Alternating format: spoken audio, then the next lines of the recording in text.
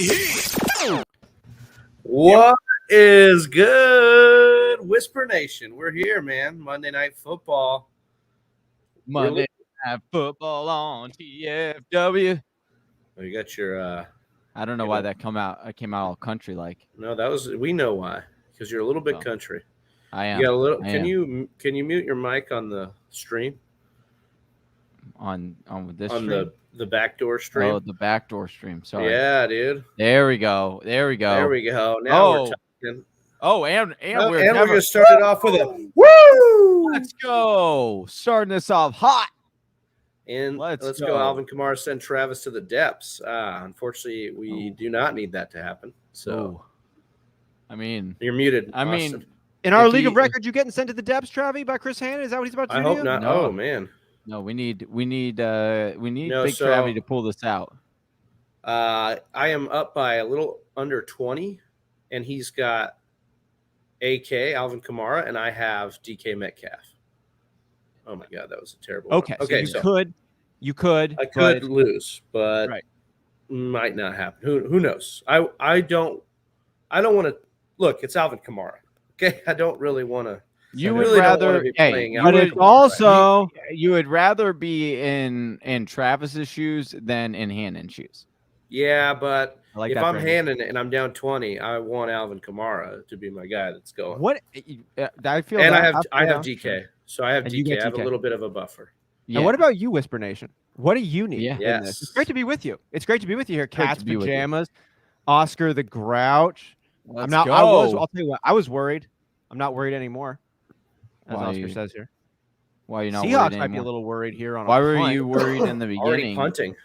Dude, so many reasons right here, but then Oscar came and he said, "I'm here, don't worry," and then I didn't worry anymore, man. I'm feeling. So now we're not worried. Oh, so don't worry about it, Johnny. Yeah. Okay, all right, we're not worried. Not worried about it anymore.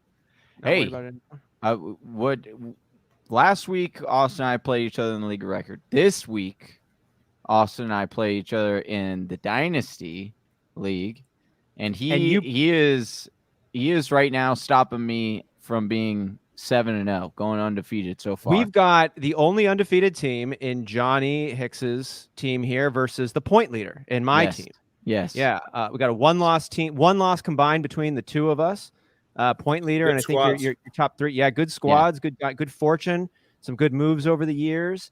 And it's a showdown in our Dynasty League, Johnny. What is it, like 16 points or something? I'm up on you right now, but you've got the defense, or I've got Callaway the Saints.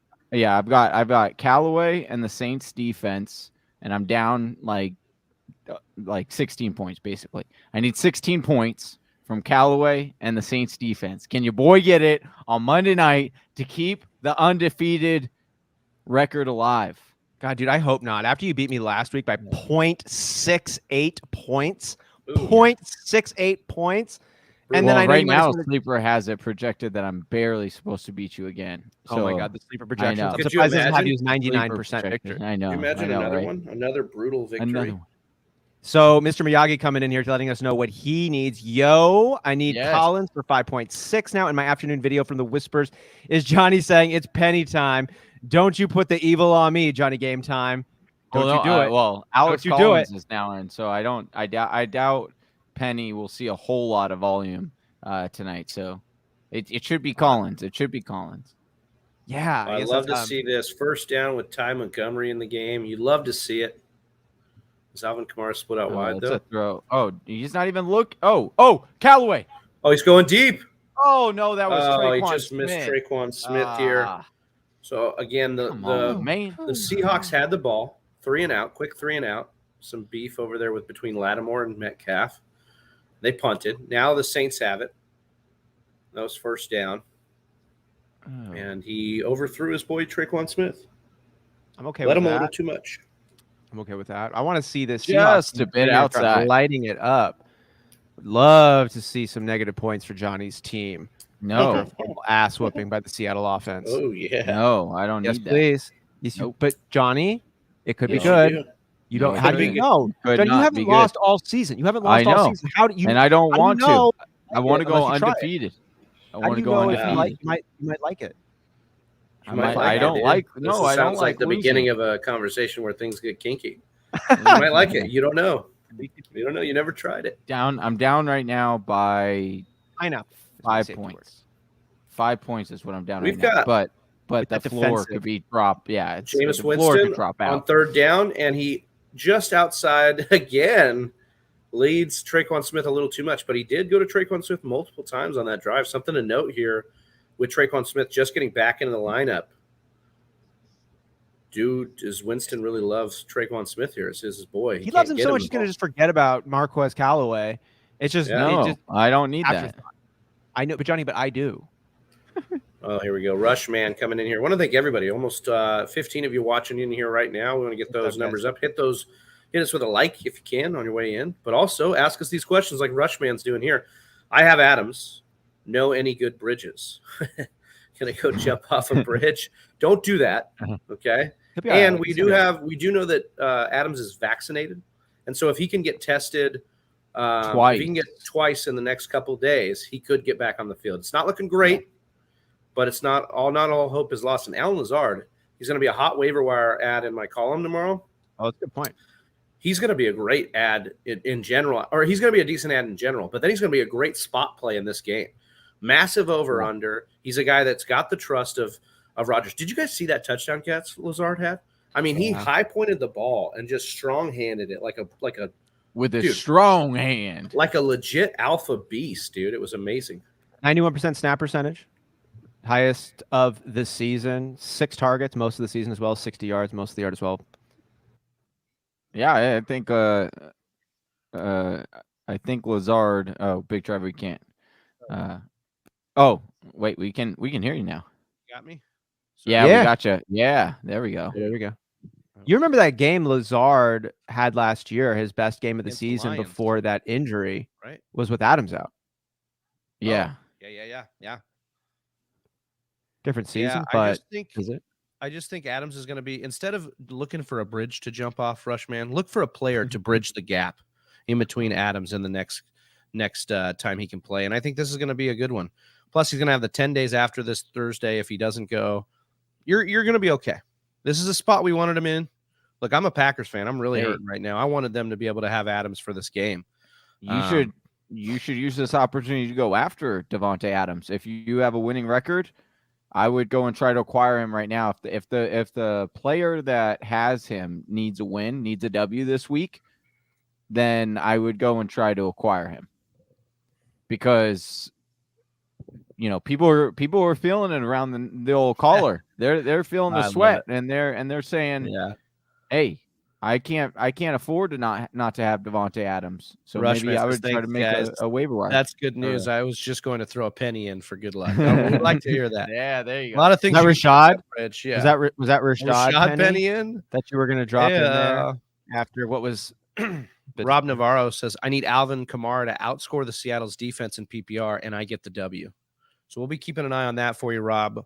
That is a doable feat here. Seattle's defense has not been very good. So it's like even for him and like the opponent he's going up against. He's got Alvin Kamara. They've got the Seattle defense. It must be like tie score. So he's down 10 right now to start it off. Must be what it is. I just hate that feeling. Like, Johnny, doesn't it feel good to get those 10 points that you got right away? Absolutely.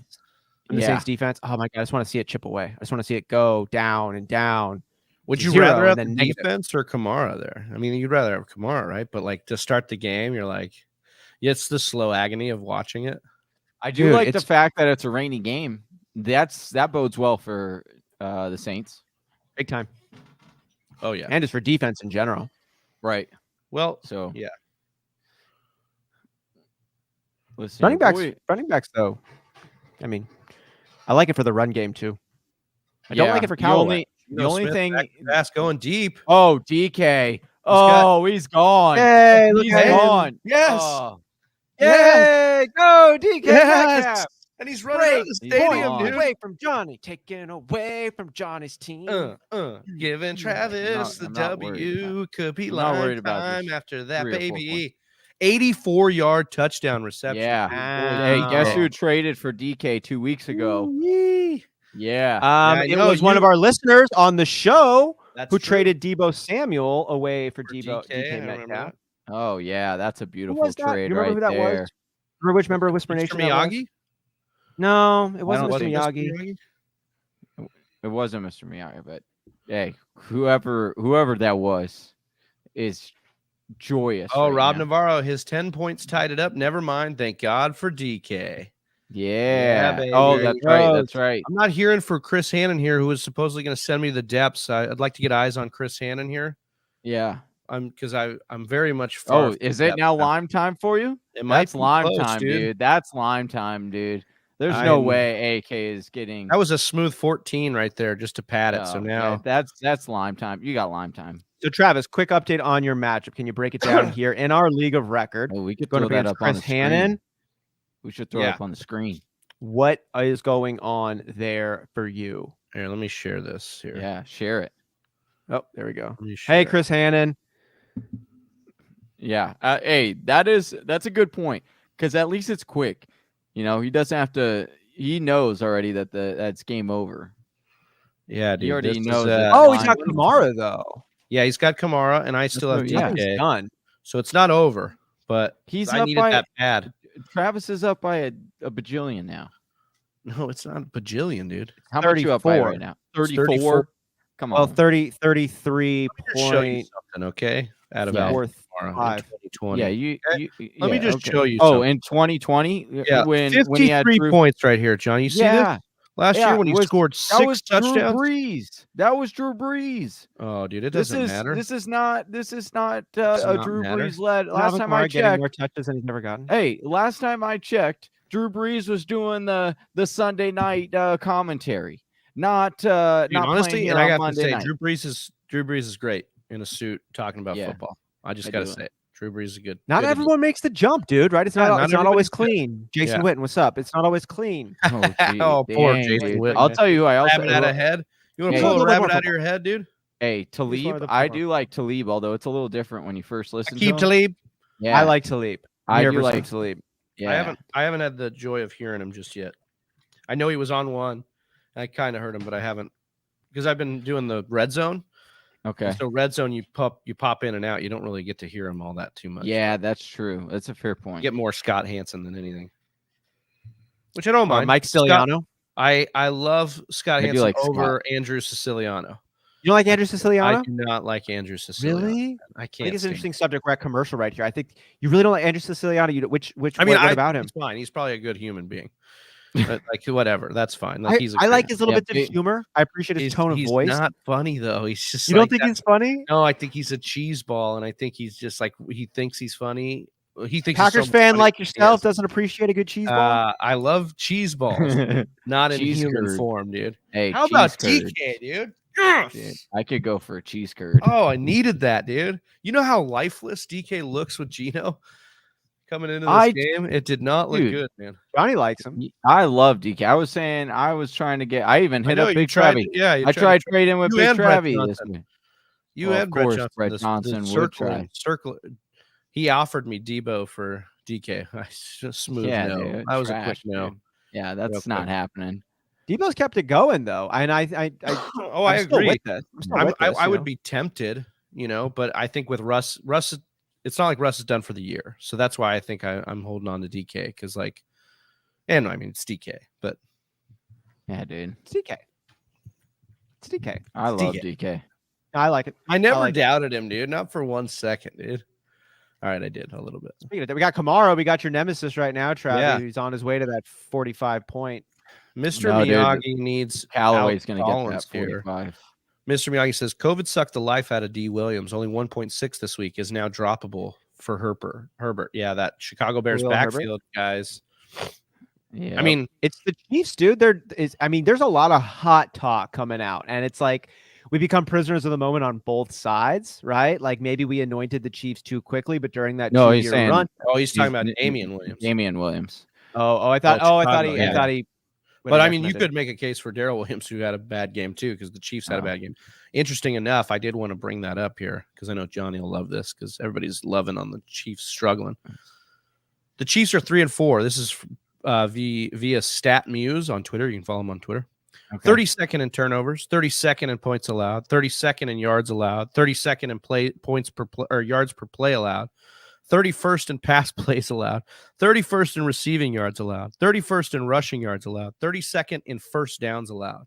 I mean, they are literally just getting. That's out of like 32, right? Yeah, that's out of all 32 teams. They are yeah. bottom. Well, of and the then their offense isn't even doing that well either. But yeah, this game was definitely the bottom of the barrel for them.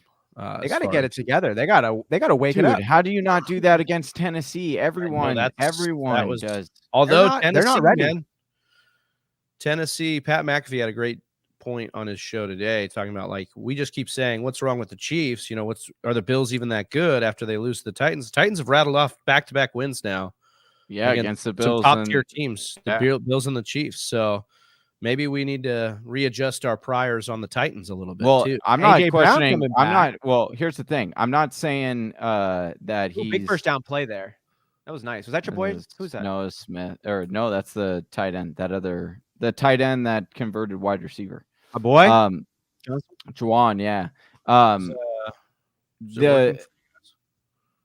There we go. Our stream froze up there for a second. Yeah. Get an upgrade. The concern is not whether or not they're a good team. Tennessee is a good team, but their defense is terrible. That's the problem, is that they have one of the worst secondaries in the league, and they can't stop a nosebleed. But yesterday they were able to. Oh, Winston going deep on this. Oh, that was going too deep. Kenny Stills. What is going on with these deep? Dude, he is just airmailing these. Can we get one of these to Callaway? He'd come down with it. Oh man, DK Metcalf. I need one right now. Still riding high from that. Yeah, I need that same play. Dude, how good does that feel when your guy gets a day maker? Well, dude, and then everything else. Especially when it's in the beginning. Funny now, dude. Like now, it's like when it's in the beginning of the game, it's the best because now you're like, oh man, he could have a blow up game. Well, that was quick and painless. DK with an 84-yard touchdown. That's right. Well, there was some pain, Chris. I feel like you did. I mean, he had to go through a lot of pain yesterday.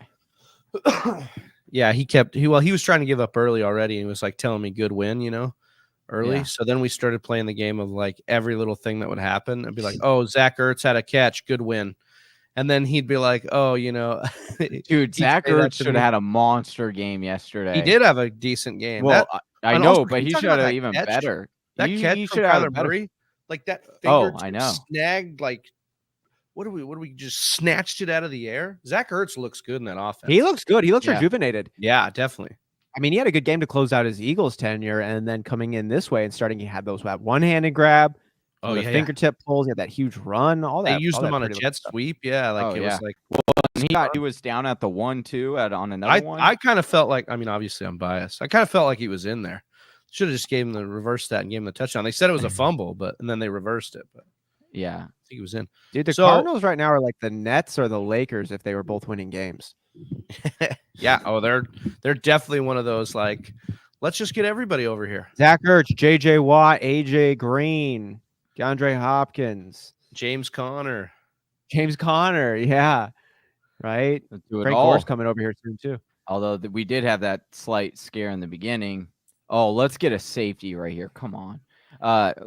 Although we did have the scare in the beginning with Kyler, that was a little terrifying.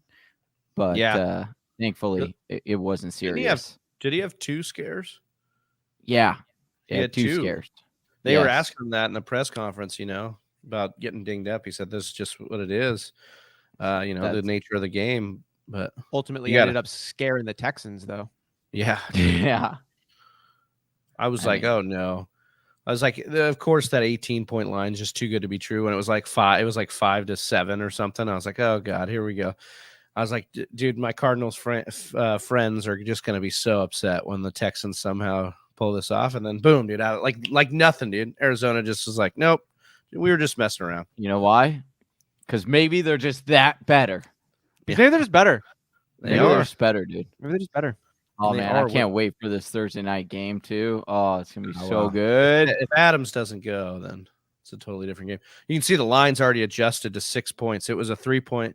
Cardinals were only 3-point favorites. After the Devontae Adams news, they're already 6-point favorites now. So We'll see if Adams can go.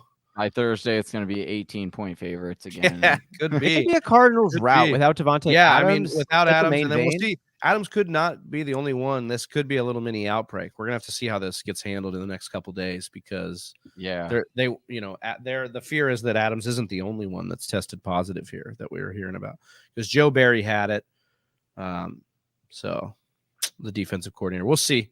I'm hoping that Adams can turn the corner. That I would really hate for this game, which could be the best of the season, to not be both teams at full strength. Yeah, but. I think back to that game we all went to. Dude, that was epic. Epic the playoff game. Oh, the highest scoring playoff game of all time. Yeah. No, not that one. The other one. The Hail Mary. The Hail Mary. There's been a lot of good ones. They're having just like listing off every single Cardinals Green Bay game. I think back to that game, right? Because Randall Cobb ended up going to the hospital. Jordy Nelson was out of that game, and we were undermanned, and we ended up pushing that one to overtime. Larry Fitzgerald ultimately wins it in overtime with a walk-off. Dude, I was going nuts. But, Cardinals-Packers games end up being really good, usually. Really good. And Rodgers has been undermanned so many times. Like, I don't want to make that a huge excuse.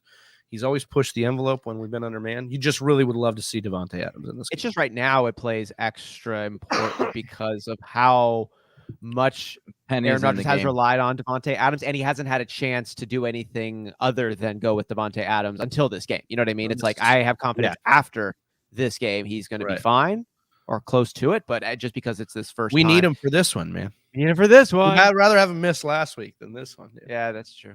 That's true. So Penny gets a carry here, Johnny? Did Rashaad Penny get a carry here? Penny got a carry. It went for that's it. Back up the Seahawks so DK can get a 99.5 yarder, dude. Hey, and then they just got Lattimore just got a I think Lattimore's going to get tagged with this flag. What is he doing? Oh, he did this. He did this on the first drive too. Not the touchdown one, but the one before. He was like up in Metcalf's face pushing him. What is he doing, dude? What is this? What DK say something? Oh, dude. And then he goes, what? Oh, what? And Shaggy said, it wasn't me, dude. Hey, what's up, Matt? Smith was the start, says Matt P. He started Jameis Winston. He is down 35 to Tucker. He needs Jameis Winston and Marquez Callaway to score over 35 points. I like Matt's avatar. Yeah, the cat with the Batman mask on. Oh yeah, it is a burglar mask. I guess a burglar. I don't know. He's got a mask on his eyes. It's like a fat. I can't tell the cat. It's like a chunker. It's a chunky boy. Yeah, that's dude. So good. Fell for the trick, man. Oldest trick in the book. Now DK is going to burn him, dude, on a route here. No, we need Lattimore to get a pick 6 here. Oh no, we don't, Johnny. That would suck so hard on Gino. I'd be bummed. That would be glorious. I've gotten bummed, dude. I've gotten beat on a lot of these Monday night streams. I had that amazing Packers 4 touchdowns, Aaron Jones point record. It's been all downhill from there. Like that was so good. Such a great night. And in my Liga record here, it's been all downhill from there with a handful of heartbreakers on Monday night. 0.7 losing, or 0.68, even less, to Johnny last week. That was awesome. Yeah. Pulled it out. Oh, what's up, Alex? What's up, Stroke? Stroke. Cardboard and Sharpies handy. Why? What's the bet? You be panhandling? No, we're for that whoever makes it farther bet, but he's Dynasty looking, or a Whisper League. He's looking, and the listener. Oh, we had nominated. His team is killing. We need to hope for stat correction. Well, no, dude, he had Alvin Kamara against us. Oh, he does. Yeah, the guy. Yeah, that's why I was like, Smitty? Yeah, Smitty beat us this week, but it's not over. We still got a few weeks left there. We can make this playoff push. It's all right, dude. 6-1 means nothing as soon as the playoffs start. It's a whole different beast. 0-0 throws it away. 6-1, 0. Yeah, we got to make the playoffs. Strove's definitely making the playoffs.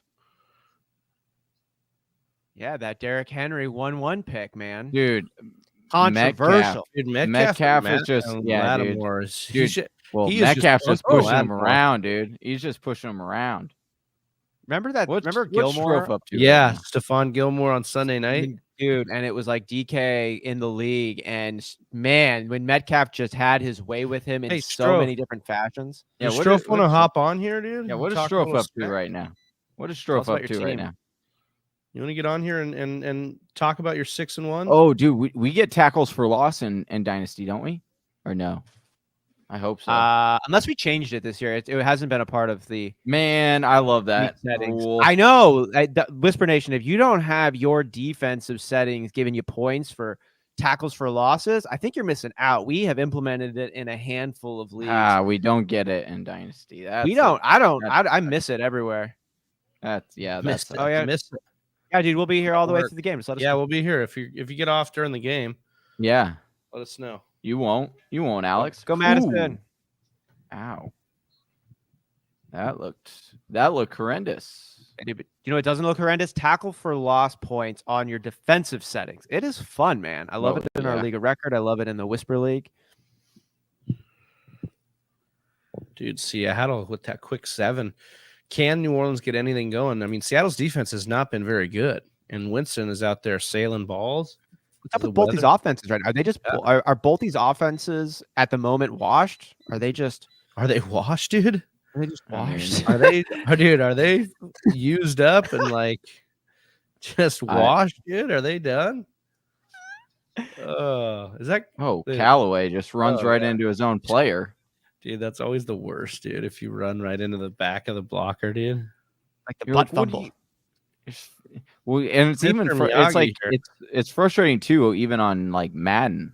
Like it gets infuriating when you do it in Madden. I abolished kicker last year, and defense will be next. You're trying to get rid of defense now? I do have a league where we don't have kickers, and it's kind of nice. But I don't know if I would go as far as not having defenses. Bro, I want to be in a Thanos league where at the start of every draft we snap our fingers and half the roster positions are gone. No, we don't have a quarterback this year. That's how it goes now, dude. I wonder you meant the actual position on the roster. Yeah. No, that's what you draft. That's what you do. You draft your whole teams, and then you Thanos it, and half the positions are gone. Oh, you spent your first round pick on Travis Kelce. Well, we don't have tight ends this year, baby. Oh my gosh, could you imagine? Dude, could you imagine if that was if it was like you spun a wheel? It was random. And it was random. And then just one position every year would just be gone. And it was like, nope. Even if you drafted that, like, sorry, it's gone. Dude. Everyone knew. Oh, dude, that would be a wild league. We should try that. We should try. Dude, that'd be like if somebody just showed up to you and they're like, do you want to come here and play a bunch of children's game with the chance to make 40 billion won or you can die? That would be crazy. Anyways, we got Rushman coming in here saying, I'm playing against DK Kamara. Can you guys call for a downpour? It is Seattle. Yeah, I mean, there is a downpour right now. Yeah, we're with you. I don't know. We're trying, man. It's not raining heavy right now, is it? Hey, the only downpour we need is the Saints defense downpouring on the Seahawks right now. That's what your boy needs. False. I don't think I need that. Oh, actually, I am playing the Saints defense in another league.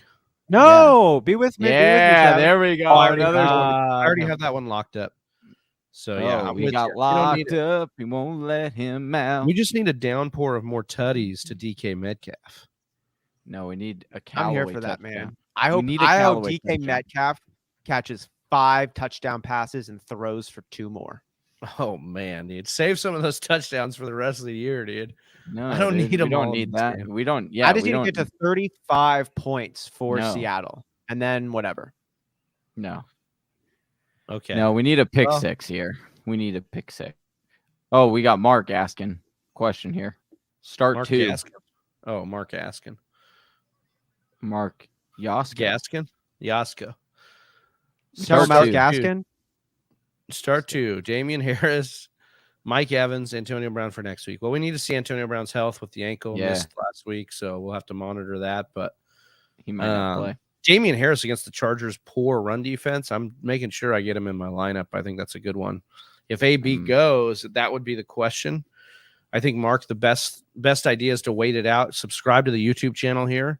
We're not only going to have the News and Nuggets show on Friday, so we'll be able to tell you the update on Antonio Brown, but also we'll have the Sunday lineup show. So we'll know for a fact right before that show and be able to give you the lineup advice you need. We go live an hour and a half before kickoff. So we will definitely be more in line there. Early indications would be I'd be siding with Mike Evans here after the monster game, but we need to wait and see what happens with AB. Would you chasing points? Yeah. Why would you? I would think I would switch. I would go with AB because of it. Because Mike Evans had a we know you would go with AB, dude. You love AB. You're right. I would go with AB is better. AB is better than Mike Evans right now. AB is better than Mike Evans right now. In terms of fantasy points scored? No, I'm saying when they're both on the field, Mike Evans takes the number 1 corner usually. And so that leaves AB against the number 2. And Mike not only that, but Tom Brady loves Tom Brady Evans has taken the number 1 corner his whole career. He's taking him to a back alley and beat his ass. Yeah, exactly. Took his wallet. You guys can hate on AB, dude, but we're not hating on AB. You're hating on Mike Evans' ability to take the cornerback outside and beat his ass. Yeah, I mean, he did that last dude.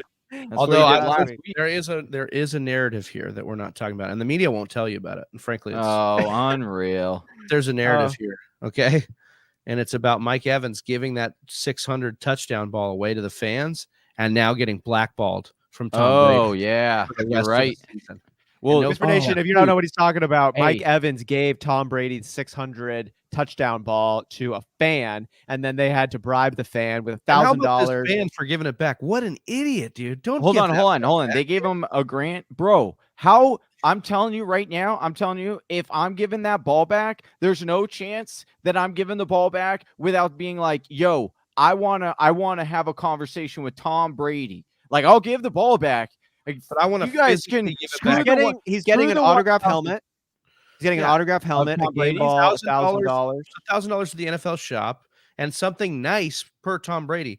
Is it a night with Giselle? What's the nice thing, dude? I would hang out with Tom Brady. This is not enough. It's not enough, Austin. Is it enough? If Tom Brady, no. Here's the thing. If I was that, if it was how much is if a loved one is if a loved one is killed? No. If Tom, how much is enough to replace them? No. I would say Tom Brady. You come on our show. Everybody grieves differently, bro. I would say Tom Brady. You come on our show, bro. That's what I'm talking about. I'll give you back tickets. That's what I'm talking. That's a deal. I get to go to a game for every Sunday for the rest of my life. Yes. Oh, Geno Smith torching him right now. Tucker coming in here to rip on Matt Potvin. Jameis Crablegs Winston sailing passes. Wee. Okay. I'm just saying, if you get a hangout with Tom Brady one time. You're hanging out with Tom Brady. Yeah, what are you gonna do? Yeah, it's gonna be the most vanilla conversation. No, awkward. Right? No. Hold on. I'm not saying it's guaranteed. Why would it be awkward? Why would it be awkward? Why would it be an awkward? Dude, Tom Brady has to be. The guy has great humor. He has to be. Yeah, dude, that's the only way I'm giving it back. No, I'm just kidding. No, not that it would be his to give up, but you know what I mean. Here's the thing. Tom Brady probably is awesome to be around. Like, the guy looks like he's a hoot, dude. Like, he has a great sense of humor. He's funny. Generally nice aura. Yeah, he knows people. People love him. He's not gonna bring him. You could get into anywhere. You could get into anywhere. Okay, so where do you want to go with him? So you get a time to hang out. Tom Brady's like, we can go anywhere you want because I'm Tom Brady. I get to go anywhere I want.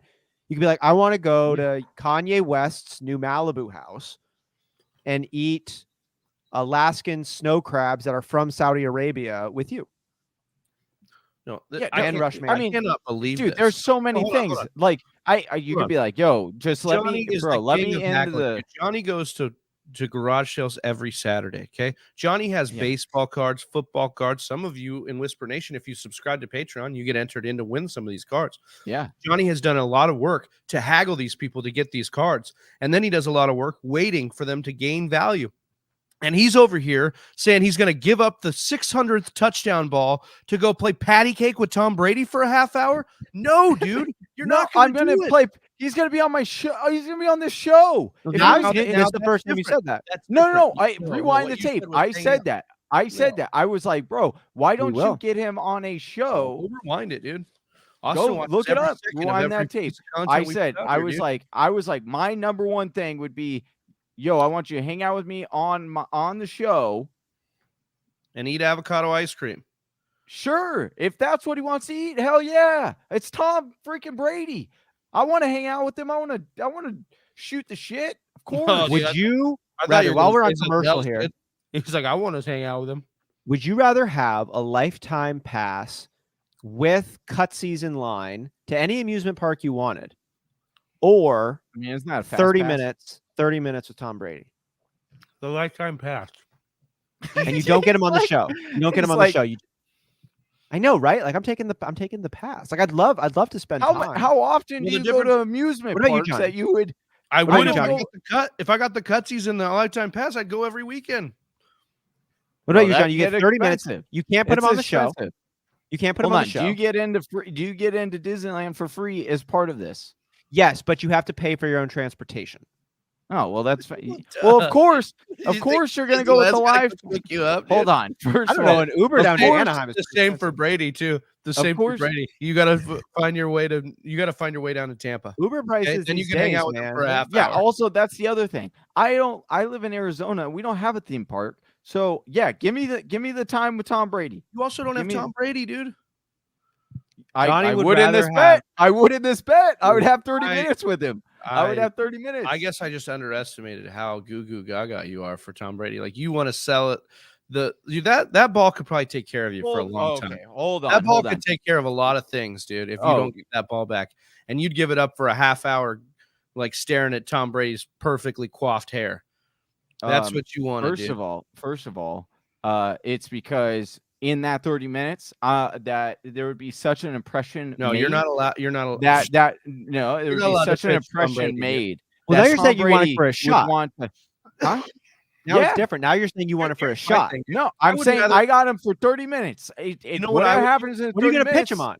Hey, if it's only about who you can hang out with, bro. If I'm going to pitch him on game time, could you imagine if Tom Brady ended up being like every Monday? It's like, oh, Pat, cool. You got Aaron Rodgers every Tuesday. Guess what? Your boys got Tom Brady, the GOAT, every Monday. Oh, Mr. Miyagi coming in right before lifetime tickets. Johnny said our show. Fact check. Appreciate you, Mr. Miyagi. Okay.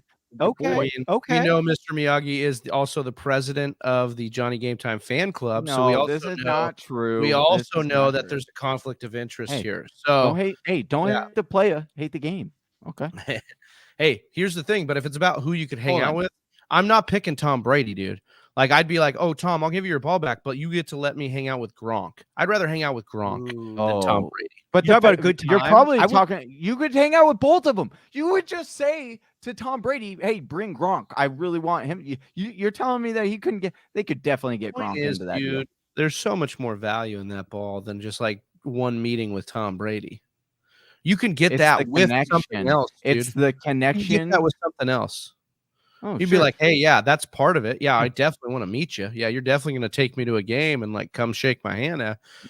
Treat me like that 12-year-old that you helped beat cancer. Okay, but let me ask you for a day. But ask Austin. How's the 4-second guy doing, or Sons and 4 guy? Sons and 4. Right? He's got like 90 something thousand Instagram followers. He's got some promos with some local folks. Yep.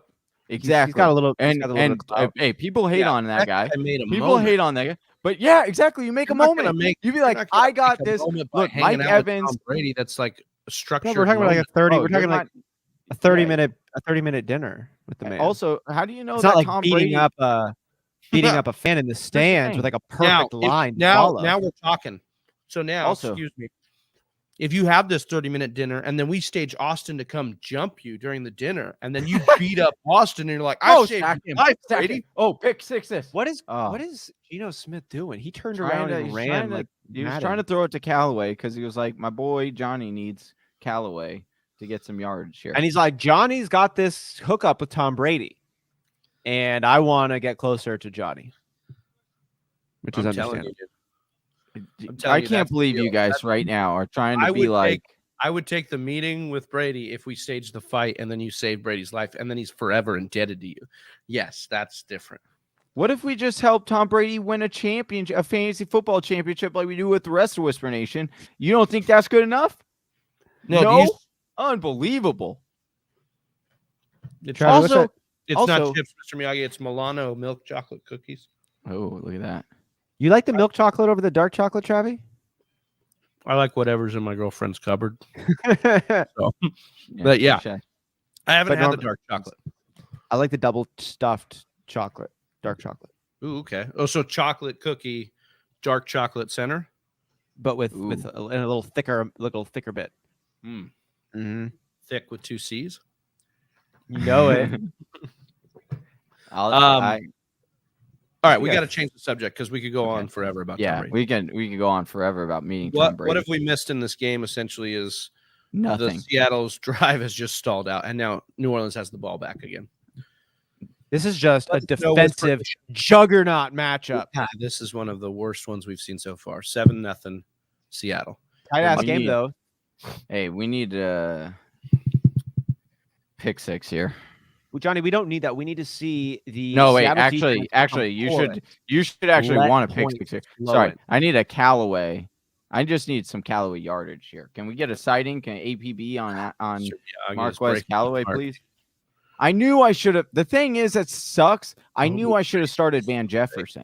I knew I should have started Van Jefferson instead of Callaway. Jefferson, really? I didn't hear you mention Van Jefferson once this last week.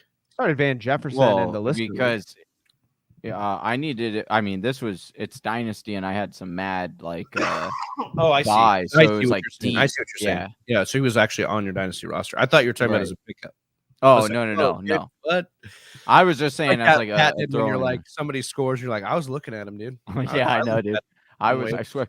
No, but real talk on that. I said that dude's name in the last 6 months. I'm so mad. On real talk, though, when all the shenanigans were happening Sunday morning because everyone, their mother was out, and then we had a ton of buys.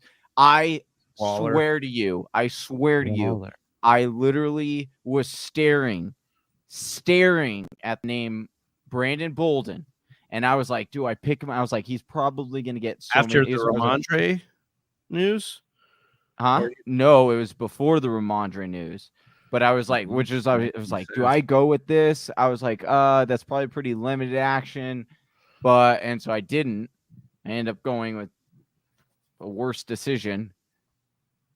Tyler Boyd. What a disappointment that was. Yeah, unbelievable. Can you explain to me how do the Bengals score 40 plus points and yet Tyler Boyd over here? Tyler Boyd gets like 30 yards. Are you kidding me? Are you kidding me? I mean, he had a great matchup coming into this. Cornerback. Yeah. Tavon. He had the best matchup on paper of any wide receiver for the Bengals. And guess what? He had the worst end of fantasy day of all the wide receiver. Jamar Chase. Samaje Perine and Chris Evans scored touchdowns in this game. It wasn't other than Jamar Chase and then CJ Uzomah had 2 touchdowns in this game. Which is very I know about that. Game. Austin hey, what's up, man? You like that? I was pissed off. Can I actually ask Johnny? This is ridiculous. I have Mark Andrews versus CJ Uzomah, and I'm sitting over here knowing that Rushman says my wife came in and said this is her favorite show. Actually, not quite. I will see you guys later tonight. Man, thanks for hopping in here. We'll see you later. I didn't like the fact that we were talking about Giselle. There's always one team that tells a losing team they should have started another player. I love those people. Yeah. Oh, I know. It's always the best. Oh, Kamara with a screen here. Oh my God. Get him. Oh my God. Kamara was almost gone. Great run, but close to something very special. Yeah, we needed to stop there. Oh, man. I just got to say, I traded Alvin Kamara 2 weeks ago for DK Metcalf, and I'm absolutely loving that trade. Tom Brady and DK Metcalf for Alvin Kamara. And so far, I'm not disappointed in that trade. Your boy had Fields. Your boy had Fields and Tua as my 2 quarterbacks. Tua was the QB1 last week. I know, of course he was. Oh, but your boy, hey, your boy got him in Scott Fish. Your boy went off in Scott Fish this week. Like, I might be like one of the top scorers of everyone this week. Nice, dude. You got to check that out, see if you do it. Yeah, because dude, it was like literally like I had Tua who went off, Mac Jones who had a great day, Elijah Mitchell who just couldn't be stopped, Damian Harris, Cooper Kupp could not be stopped, just couldn't Alvin be Kamara with Sutton, another AJ run there on 2nd and 10, AJ Brown and Travis Kelce, and I had Ertz on my bench. I was gonna start him, but then your boy went off this week, luckily, nice. and Scott Fish. So we'll see where I am tomorrow. Team and Scott Fish is absolutely terrible. Ooh, how's your team? What's it doing? What's it doing? Some sauce is ready. Oh, wing time. Wing time, dude. I think that's definitely something we need to make happen. Well, especially with Austin's recipe. I'm telling you, Whisper Nation, if you Callaway getting a aggressive catch getting there, stopped on 3rd down. I'm okay. It's there's no, a flag. Oh no.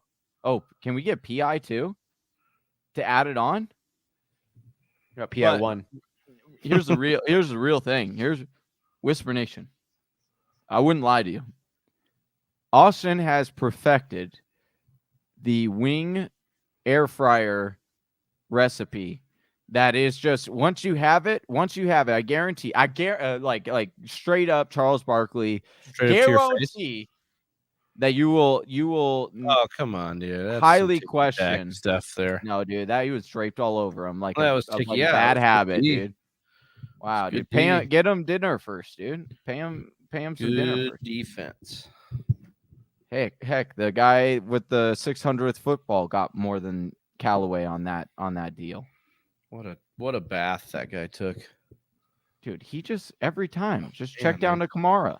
Yeah, why wouldn't you, dude? His other receivers because you got Callaway over there running wide open. Terrible, dude. It's not good. Seattle. Sorry, Austin. I didn't want to interrupt, but I was gonna say those wings. They will make you question whether or not you will ever want to go out to get wings again because they are that good. Yeah. There's some good wings out there, though. I just haven't questioned it. I just haven't. Yeah. Oh, I know. Hey, I've had beyond my fair share of buffalo wings. I used to work at Native New Yorker. Dude, I do like wings a lot, dude. I do too. I mean, one of those things, like if you ask me like, yo, do you like love chicken wings, man? I'd be like, I don't know, not really. And they'd be like, did you know you ordered 7,000 chicken wings in the last 18 months? I'd be like, yeah, I guess I love chicken wings, man. Yeah, I can. I mean, I don't know. Man. I don't know, man. One of the best tricks that I pulled on the like cooks and the dishwasher person. Classic. So my parents would come in. Oh, stonewalled there on 3rd and 1. That was a good stop there. Yeah. They're going to go for it. Right into the teeth. Seattle. No 4th down stops in the dynasty. No, dude, we need to fix that. Yeah, we need to fix those 2 rules. We need to we do need to have a bylaws meeting or a conversation and talk about updating some of the scoring settings. I'm a big fan of those defensive points coming from tackle for losses as well as 4th down stops. So much better for defenses. Especially so tackle for losses. That's probably one of my favorite like stumbled upon rule change kind of things. That I really like this year. What was talking about? False start. Yeah, false start on the Saints, dude. Back them on up. So I was a busser. I was a busser at I called the timeout first. When I was a busser at Native New Yorker, my parents would come in like on Friday nights or whatnot, and they would, kind of visit me while I was working / they get discount on food. Is more so why they kept coming in. Anyway, so yeah, they didn't care about me. But, they just wanted that discount. Damn. But they would always like my parents would always order like more wings than obviously they were going to eat. And so they would give me the leftovers to eat while on my lunch break, or most likely at the end of my shift, because you don't get a lunch break when you're in a restaurant. Anyway, So what I would do is I would take the plate back because I was a busser. I would take the plate back to near the trash can, and then I would eat from it as if I was eating off of some guest plate, dude. People, oh man, I used to get some weird looks, dude, from like the dishwashers and like the cooks. They'd be like, "What is this kid doing, dude?" I love how you think this is a joke on them. Oh, it is. Like, it was a great because I knew the whole time, dude. All you did was make yourself look like a weirdo. They think I'm eating other people's food because I made it look like that. Yeah, dude. What do they think? Yeah. Hey, you won't. Yeah, that's what you gotta do, wouldn't. dude. You gotta surprise people when you're in the restaurant industry. Sometimes you gotta play. Oh man, we used to do. I mean, well, you guys know about that life. We used to do some fun stuff. Gotta rotate the air in the cooler. Oh yeah, negative yardage and a holding. What are we at here? A flag? Is that coming? Is that coming further? Pulling it back? I think so. Oh my gosh, this game is just barn burner here. I like how the Saints have only allowed 7 points with no tackle, with no sacks or turnovers yet. That's great. Yeah. Super great. Yeah. Super cool, YE. Super cool. So Johnny and I are playing each other in our Dynasty League. Johnny is the only undefeated team in our league, and I am the one-loss point leader. It is the matchup of the week. It's a great matchup as well. I got him right now by week. I got him by just a little over 11 points. He has Callaway and the Saints defense. Oh. Yeah, and Callaway isn't. Did they give Callaway those points though? Looks like he's gonna get a catch here though. Oh yeah, there we go. Hey, quit with the spoilers, dude. Yeah, dude. There we go. No, you. What? I didn't spoiling. I see what you did there, dude. What'd I do? Looked at it, said Callaway, and then said, "Are you going to give him those points?" And then they gave him, and then he got a. No, catch. I know. I was saying from the catch before because he had the defender draped all over him, but apparently he doesn't get those points. Unbelievable, dude. If I end up losing by point, me hungry, man. That was a 6-yard completion that they just negated because it should have been added on. Oh, now he's feeding him. Now he's feeding Callaway. Let's go back-to-back receptions. They're boneless, but those Rocco's boneless wings, Austin, are really good. Those were good, right? The cornflake crusted wings that they have that are the boneless ones. Yeah, we should go. Wait a second. Why is he ruling him out short? Oh, he did step out. No, but he was beyond. Listen, Johnny, there is nothing more scientific and accurate than the measuring sticks that the NFL uses to determine the note cards. Yes, the note cards. Determine. How does it work, Travis? What do the old men do? They get a couple old men. They take a couple sticks with a chain link in between, and they say, "This is 10 yards." Just like, and then they move those down each time, and that's how they determine how this game that has millions and millions of dollars on the line. How does the one guy mark it? How does he mark it? What does he use? Index card. Yeah. What does he use sometimes? Oh, he sticks it that could have been a face. Did they stop him again? Oh, they're saying short again. Wow. Speaking of short, how many? That guy takes his foot and he sticks it in the ground and he's like, "Hey, this is where he was. Believe me." Then he runs from that side of the field all the way. That is right on the yellow line. I love how they act. Well, and then the yellow line. Gotta love. We know it's not official. That's accurate, dude. It's not official. We know that. Man. Yeah, Austin's got. Oh, he definitely got that. Some interesting rules that he'd like to see, but I have agreed with Austin for years now on the microchips in the football. Yes. And it's just, we need to get there. How cool. Look at what we're doing right now. Yeah. Look at what they're doing. This is how they measure this first down. Look at this, Austin. It builds drama. Oh, he's short just by a chain link. Like what? Not even half a chain link. Half a chain link. This year, last year, in the last few seasons, they had that one of the guy literally got on the ground and closed one eye. And looked at it. Like, here's the deal. They got to blow. They blow. Do they not? Do they not? And then the other guy feels it with his hand. Yeah. Can you feel the air on the other side? I can't. It's like it's like in tennis. It's like in I love tennis. how they call it 4th and 1, Johnny. That's not even close to 1. Yeah, it's like 4th and 1. 1 means 1 yard, dude. It's like a yard is 3 feet. How did they not change that to 4th in inches? Because it's ESPN, dude. They're busy right now. Like running the game? Yeah, right. Yeah, right. Like trying to get us the right information here. Oh, quarterback sneak. Jameis gets it. Dude, how many all that emotion they just spent on that whole thing just to give it up like that? It's ridiculous. But how exciting? No, but like, do they not realize that people get excited when they see like the tennis challenges, dude? Like that's my favorite part of tennis is when they're like, "Oh, I challenge that," and then dude, have you seen those? It's like they'll go into they'll be like, "Oh, I challenge it," and then like they show part when they stop the action.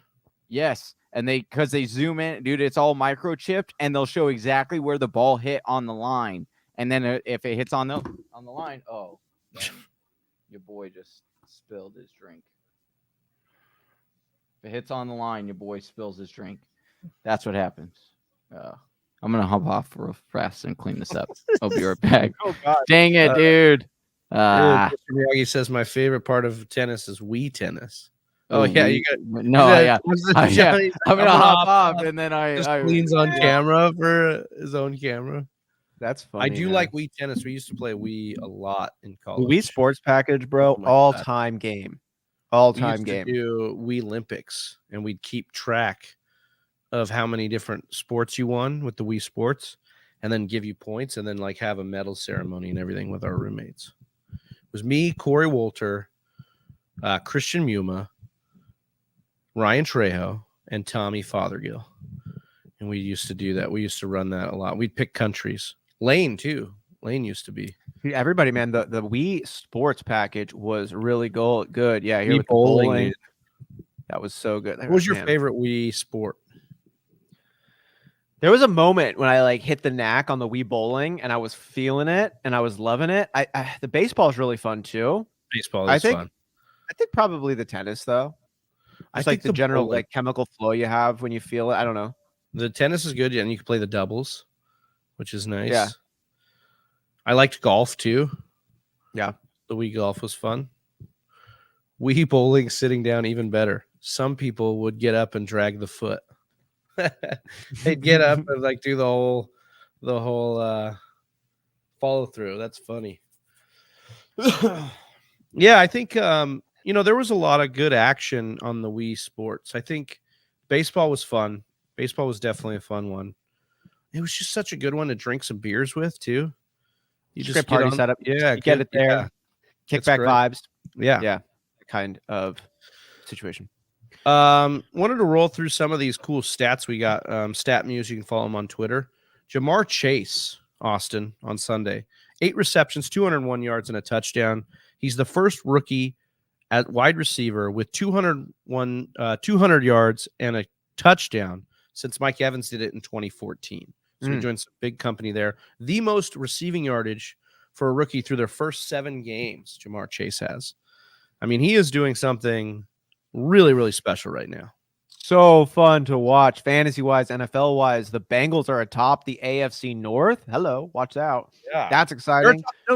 If the playoffs started today, Austin, they'd be the number 1 seed. Wow. They'd have the bye. Wow. That's with fun. They're a fun squad right now. And right? Jamar Chase leading the way. T. Higgins, Tyler Boyd looking fine, but Jamar Chase is looking special. It's fun to work out. It's fun when it works out. That's a cool stat. Speaking of working out here, John Eric Meyer comes in here and says, what's up, John? What's up, guys? I've been making a bunch of roster changes. I traded Julio for Gesicki, and I have Noah Fant now. With picking up Gesicki, should I trade Fant for Brandon Cooks? I'd like this deal. You got Jerry Jeudy coming back. You have Gesicki balling out right now with the Dolphins. And Brandon Cooks is getting good volume. He had a terrible game, 5 catches for about 20 yards. I don't know how, that's tough to do, but I think you get some upside with the volume here out of Brandon Cooks. I do like it, and I did this deal actually a couple weeks ago. I had Fant. Exact deal.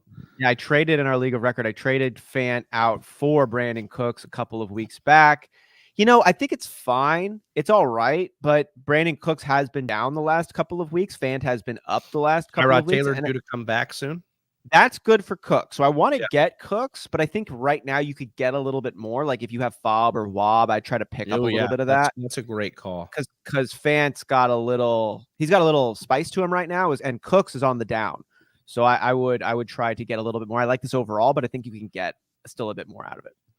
So on that same vein, I like that. Speaking of Fob, Fant was dropped and what percentage of Fob would you use to spend on Fant if he was available in your league, Austin? I like him. He's a guy. He's there, but he's still just a tight end. Like, yeah, don't get trapped up in thinking he's going to get you double-digit fantasy points every single week. It's just not going to happen. Jerry Jeudy's coming back. Noah Fant's had been on an uptick, but he'd be my number one. 7 to 10. I was thinking 10. I'd go up to 10, and I'd be fine with it to especially to have the tight end. Yeah, because he is a guy, like he's got a good role on the team. He's a talent. He's young. He's fitting in. He's on a lot of snaps. That's the number one thing we want in tight ends. Yeah. He's running routes on a lot of snaps, which is another big thing we want. And the target share has been kind of there. Obviously, Jerry Jeudy could impact the target share, but like you said, you can do a lot worse at tight end right now than Noah Fant. Yeah. I like, Mr. Hockenson. I have Hockenson. I also had Hockenson, and I traded away Fant. It's a bummer right now with Hockenson, but Hockenson will and should turn it around. Like he's fine. He just hasn't popped since the beginning. I've just downgraded my expectations for Hockenson, and I just think it will turn around. Hopefully he gets healthy, though. That could be a thing. Alvin Kamara getting stuffed back-to-back goal line carries here. Yeah, Hockenson was in on 80% of the snaps, 9 targets. You love to see that. Only 6 catches for 48 yards. It was a tougher matchup, but we like the 9 targets. Again, that's 8 or more targets on 3 of his last 4. 20 targets combined last 2 weeks. Yeah, and he's only had 2 games under 8 targets all year. Now, granted, those were some 2 bad games, but this is a guy that's still one of the tops in usage. I think Hockenson is a great buy low still. It feels like he's getting healthier too. Oh, Jameis almost getting picked right here. 3rd and goal. No Callaway touchdowns, please. We did not get one, and it looks like we're going to get a field goal here. Frick yeah. Unless they're going to keep the offense. No, it looks like Jameis is walking off here. So yeah, look at this. This is a weird play here from Jameis. I think it was to Callaway. He went swooping across the back of the end zone here. Oh, and it was just a hand up was that KJ Wright? That would have been a great play. So Brian Johnson in for the field goal. Yeah, it was going to Callaway there. Matt Poffin is tilting right now. He's got Callaway? Is he playing? Yeah, he's got Callaway and Jameis. He's down by 35. He's down by 35. Yeah. Oh, that would have been nice for him. Whisper Nation, check in with us. Let us know what you need as we continue to roll through this. Austin, I wanted to bounce this off you as you just take a bite. So that's great TV right there. Wanted to talk with you, excuse me, about this last weekend and some of the narratives we talked about on the matchup show. So we do the Thursday, or we do all the matchups. We preview all the matchups over on Patreon and the podcast platforms. We go game by game. We break them down. We give narratives out and fantasy implications on every single matchup. And you had a few that actually hit. And I want to talk, we stay in that Cincinnati Bengals-Baltimore game with Joe Burrow, because we had talked about Baltimore. They basically erased Justin Herbert the week before last. Right. And then we said, okay, are we scared? Burrow not playing well against Baltimore in the games he's played, traveling to Baltimore, and he goes in and puts up 400 yards. And you said, look, you said, look, there's no reason to be scared off of this matchup here. Yeah, I like just what Joe Burrow and the Cincinnati Bengals are doing. And a big part of that was the weapons that he's cooking with. We talked about that. You talked about all 3 of those wide receivers and Jamar Chase and what he's capable of.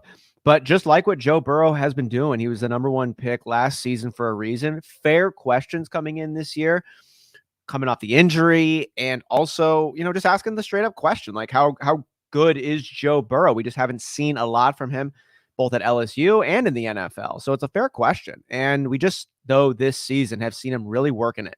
Multiple touchdowns in every single game thus far. Over 300 yards passing a couple of times now. Feeling good about Joe Burrow and that first place Cincinnati Bengals, man. Your boy's back. And Johnny feeling good after his. What happened? Joe Burrow lit the Baltimore Ravens up. Oh yeah. Hey, real shout out to Big Travie. Called that one. We were saying Austin called it too on the matchup. Show. Yeah. Yeah. Well, we were just asking if we were going to be scared off of him because of Baltimore, and Austin said no. We're going to fire him up. The weapons are good. He's playing good. And then on the matchup show, I did say, like, look, Burrow is averaging about 10 yards per attempt when he's blitzed. Baltimore blitzing at the 4th highest rate in the NFL. And so what we found was Burrow's good against the blitz, Baltimore blitzes, and what happened? He threw for 401 yards. And, like, to be fair, Jamar Chase did a lot on that 80-yard touchdown. He did a lot of work for that. But, I mean, the Uzomah, like, touchdown, the first one, that was a huge hole in the defense that he saw.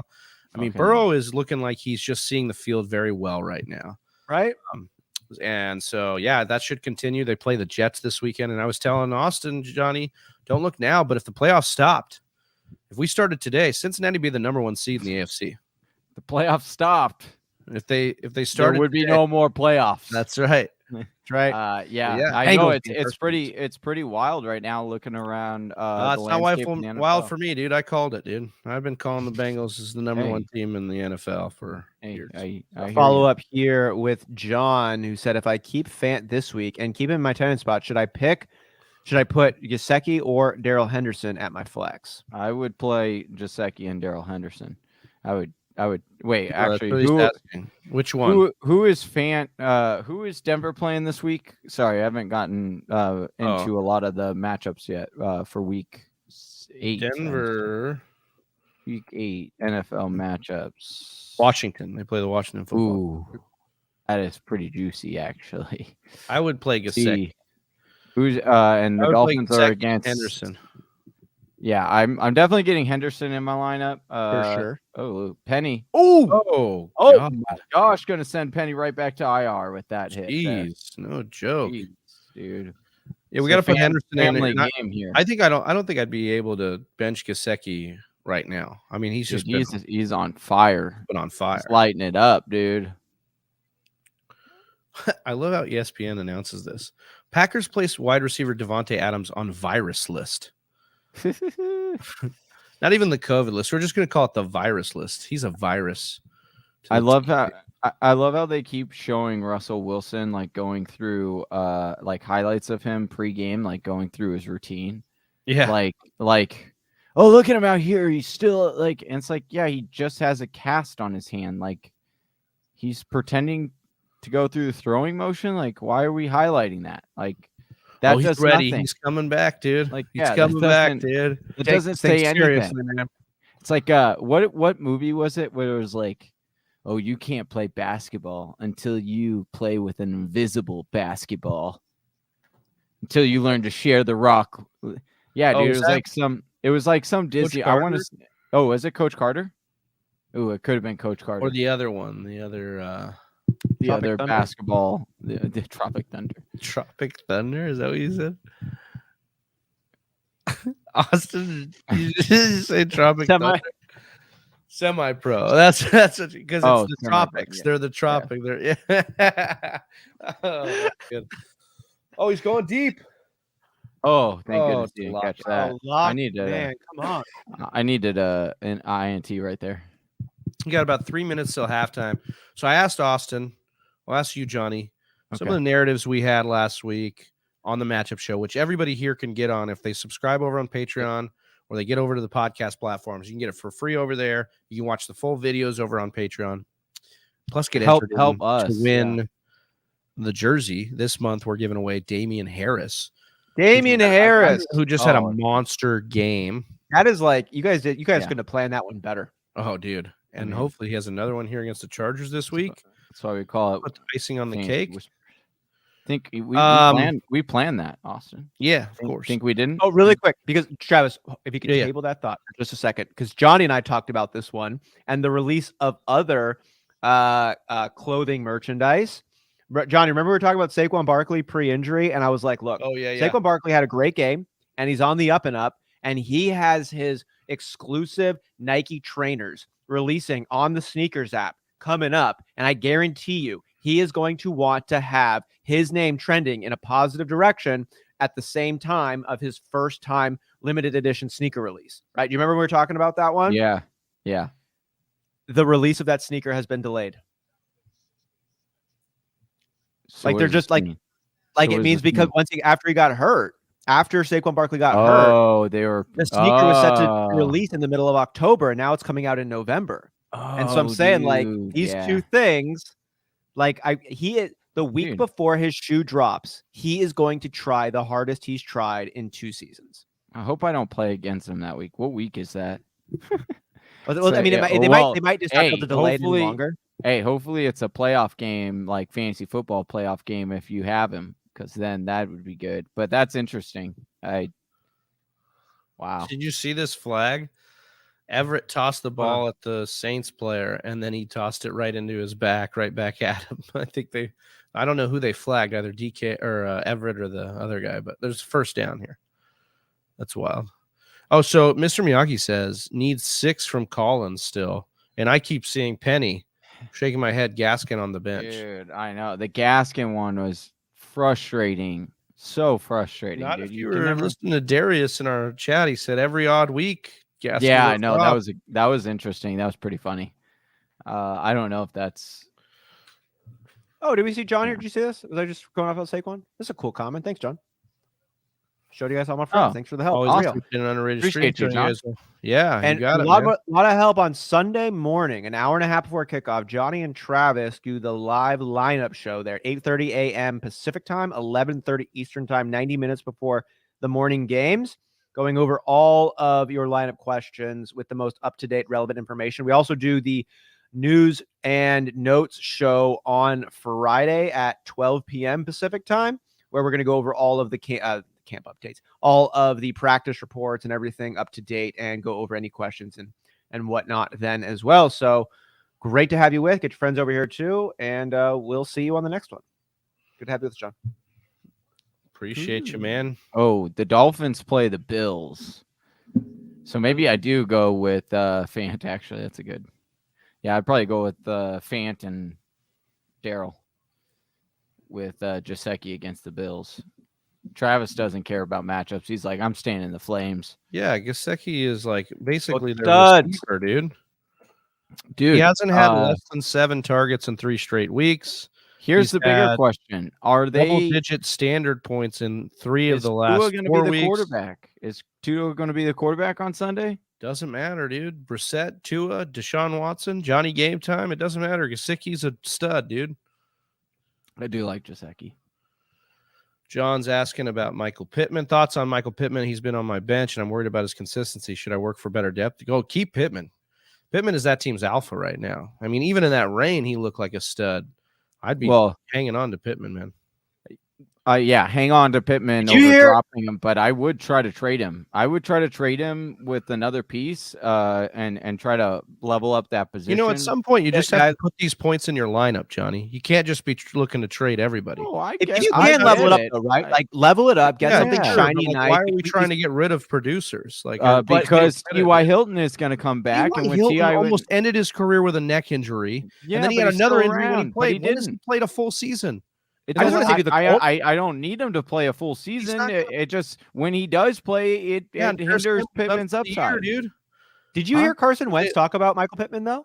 When he was all high and feeling great after the game, like he was going off. He was. Did you get it? No, it's incomplete. Oh, come on! He was going off. He's saying he picked it. He's saying he caught it. Oh, is he? He's saying he caught it. Let's go. Did he? That's it. That's a pick. That's a pick, baby. That's going the other way. He got under it. Yeah, it was pretty good. Might be. They're saying he lost control. Where? Under the underside when he was rolling around. Oh, yeah. They're not even going to challenge it? Oh, they're not even going to challenge it. Oh, Johnny. That sucks, dude. Come on. Johnny. Coach. Look, you would add better field position too. Unbelievable. Wow, these people. Don't they know we have games on the line here? Those 2 points are huge. Last week down by 0.68. 9. What am I down by? 9, 8? You got that? You're that close? Yeah. We need the Seahawks to score here, man. Drive that Yeah. Saints defense. Kick the ball back. It's awful. I need another DK touchdown. Yeah, we do. Down by 8. That would have made it 6. That's not good, man. No. Keep no Callaway stuff. No let's heat up this Callaway connection here. You were eyeing him. No, I don't like Kamara. Don't like that to Kamara. This game's going to be tight no matter what happens here in the last 2 minutes. It has been a tight game here. 7-3 Seahawks. A real barn burner. Real barn burner. I mean, it is another great game though. If we're talking about point differential at least. Yeah. Oh man, he was going. What is that? What is that terrible throw? Jameis looks like hot garbage right now. Yeah, you should take that glove off.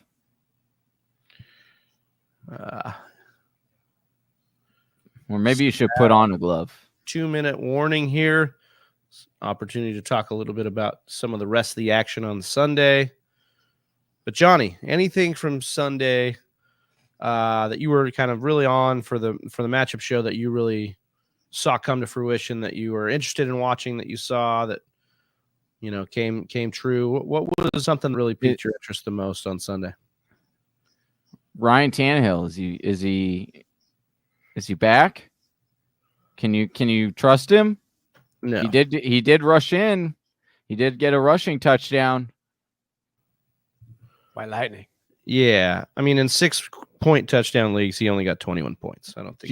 Did you see he was mad because he was open on the Derrick Henry touchdown pass and Derrick Henry didn't go and didn't. And he's like, doesn't he know I used to play receiver?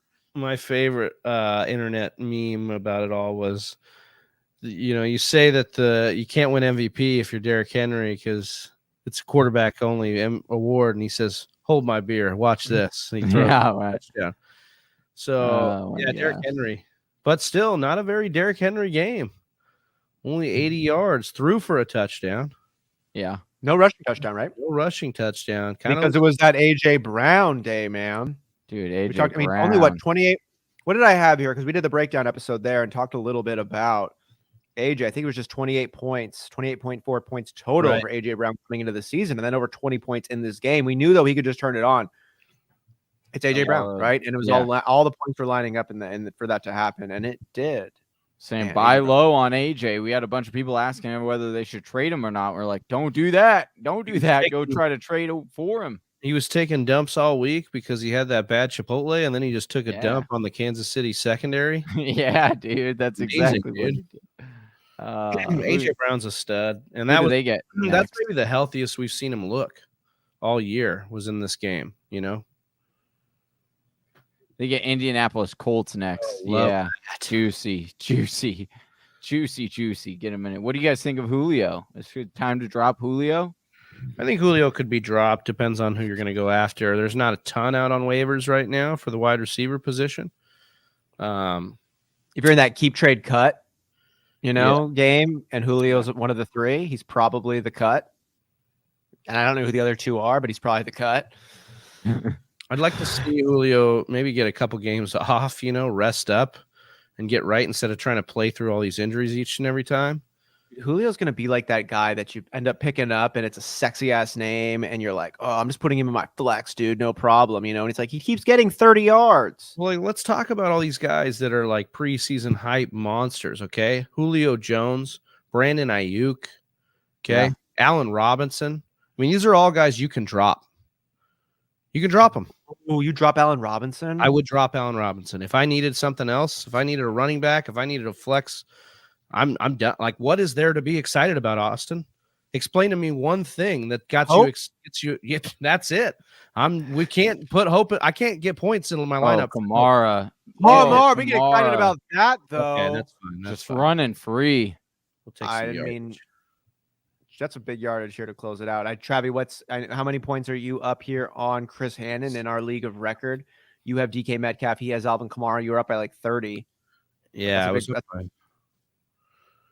it is Winston 22 now. Oh no. Okay. 22 points? Yeah, a little under 22. So I'd still rather be you. Oh yeah. Oh yeah, in every way imaginable. Oh yeah. Well, yeah. John asking, Chase has a bye in week 10, which is a must-win for me. So to replace him, we are going with Pittman going against Jacksonville or Emmanuel Sanders versus the Jets. I'm going with Pittman versus Jacksonville. Jets are actually sneakily pretty good against the wide receiver this year. They're actually bottom of the barrel when it comes. They're actually the best when it comes to. Oh my gosh, That's not Mara. good. Oh, that is not good. No. not You need a good for Callaway Travis touchdown. matchup. Come on. Callaway is not real. It's like that Callaway is food real, in dude. Never Land. Callaway It's is just in your real. imagination. So I would play Pittman. I think Pittman against Jacksonville is your call there. Agreed. Oh, but stay tuned. We got a yes. handful of weeks, and there's going to be a lot of movement that happens between Yes. now and Right. then. Yeah, I'm happy with this, John. I love we're getting 3 week ahead. Only 10 Question. That's fantastic. Only 10%. Hannon's odds to win are only 10% now, but they were 1. Kamara, Ooh. I am They've down. risen 9%. I'm up by only 14. So you're up by 14 with DK Metcalf. He is down 14 with Alvin Kamara. It's a standard league. And who gets the ball at after the halftime? I believe the The Saints. Saints do. Yeah. Okay. I'd rather be you still, Travie, but That was not a good sequence there. Like, how do you not know where Alvin Kamara is?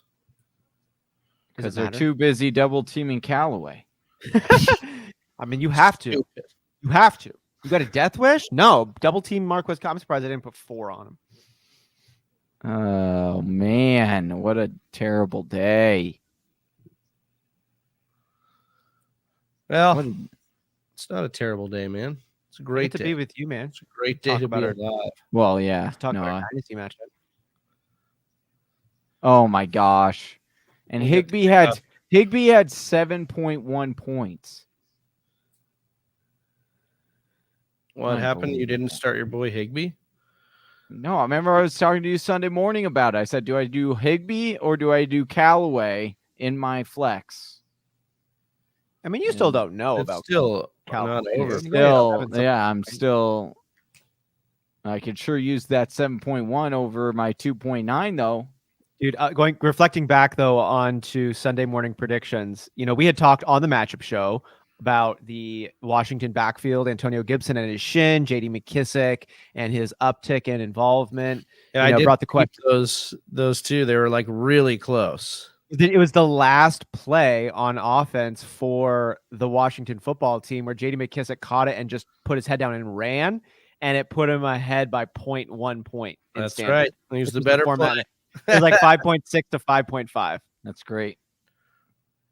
I need some DK love here. Was that? It's coming back. I was holding on the offensive line. Johnny, that's great. I mean, it was the right call. It just feels good. It was the right call. Yep. Feels great when it's the right call, even if it's just by a little. Should have played either one of them though over Aaron Jones. Just was not an Aaron Jones day. It was not a Packers running day. Whatever. I have to be on Thursday, man. I like Aaron Jones a lot. And AJ Dillon fumbled, and kind of a costly fumble. I don't think that's going to be great for this committee that was like kind of forming. I think Aaron Jones is looking healthy. I think his ankle is becoming a thing of the past. He looks really good. He looked really good throughout the healing process too. Like I think Aaron Jones gonna have some really good days. Miyagi needed Collins there, and he ran into his own lineman. Yeah, dude, that was brutal. Hey, what's up, Drizzy Jake? Oh, what's up? It says, hey guys, just had a question. What wide receiver should I be picking up to replace Devontae Adams? I tried to pick up AJ Brown. I would try to pick up Justin Jefferson. I try to get me some. I like DeAndre Hopkins. Maybe I'm a Cardinals fan, but no, I'm just. But for people that are not as rostered as, yeah, I would be looking no further than his own team. I think Allen Lazard could be a nice sneaky backup play for you this week.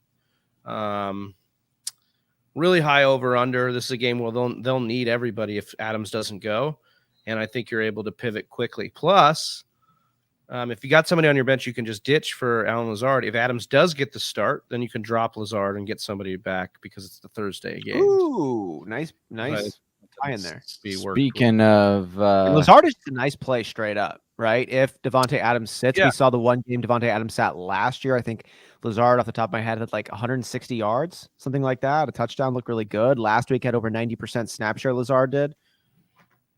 It's a good answer, Travis. Hannon's got me right where he wants, right where he wants me, dude. He's lulling me to sleep here, dude. Unreal. Is he messaging you things? Yeah. He said, "See, I told you, good win, bravo, chap."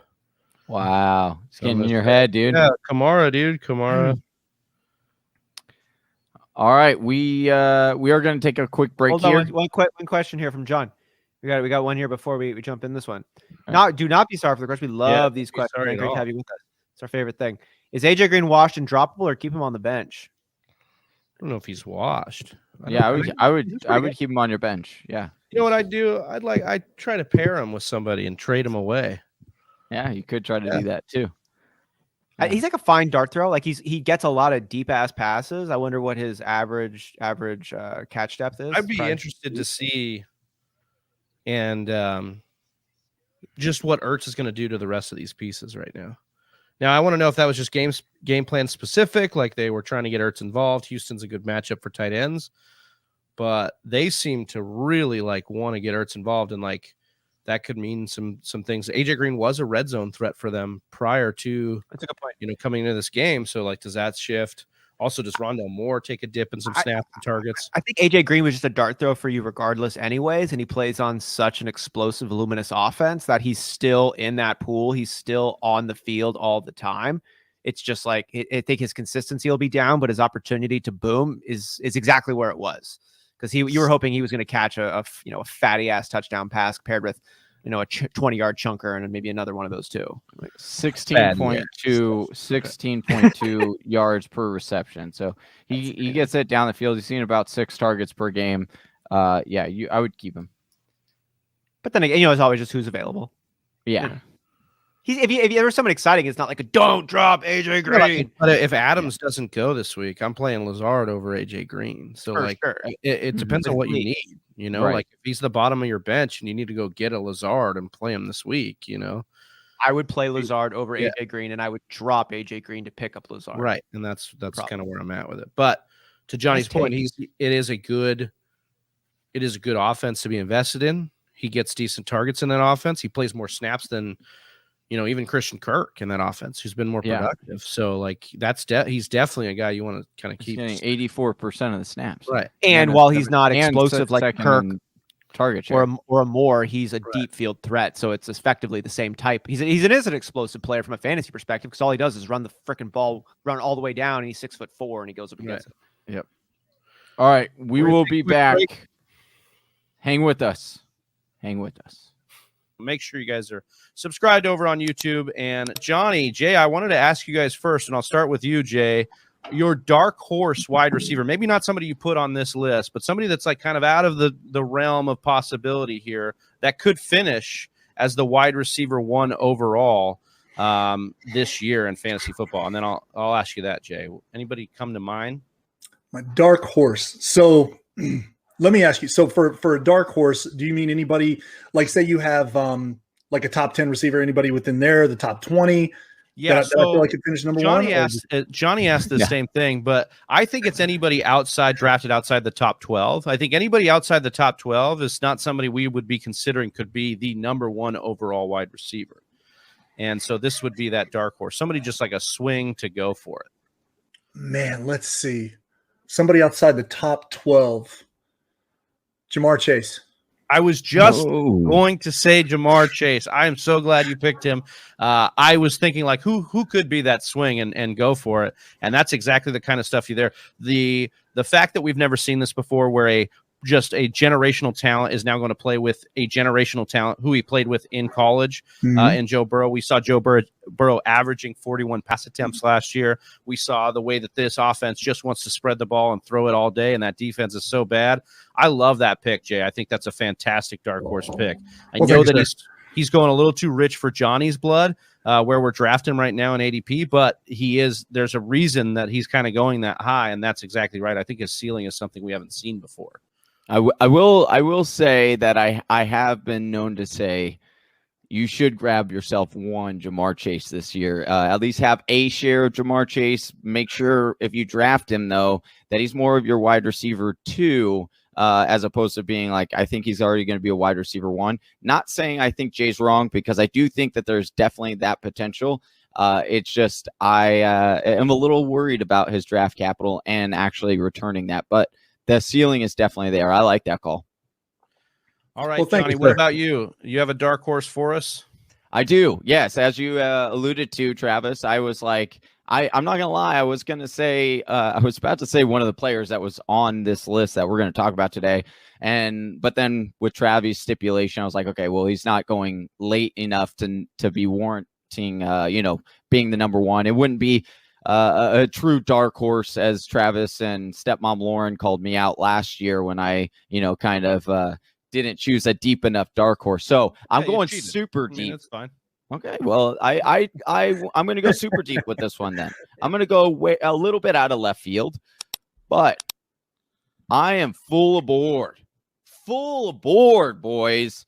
The Mike Williams hype train bandwagon, him getting the number 1, the Michael Thomas role in that offense. He's a big bodied receiver. I think him being closer to the line of scrimmage when he catches balls and not having to constantly put his body in full and like a lot of contact or in vulnerable positions, I think that's going to tremendously help his value. It's going to help him stay healthy. And we've always said, like, the talent has always been there. It's the health. And so I think with them moving and him potentially getting a much bigger target share in this, I know a lot of people like Keenan Allen. I still do like Keenan Allen. But if I'm looking for a dark horse that, I'm taking super, super late in drafts that I do believe could return, top 12 or maybe that number 1 overall if all things go right, because he's a big guy. He's like 6'4", so he definitely has that red zone, radius to catch a lot of red zone targets.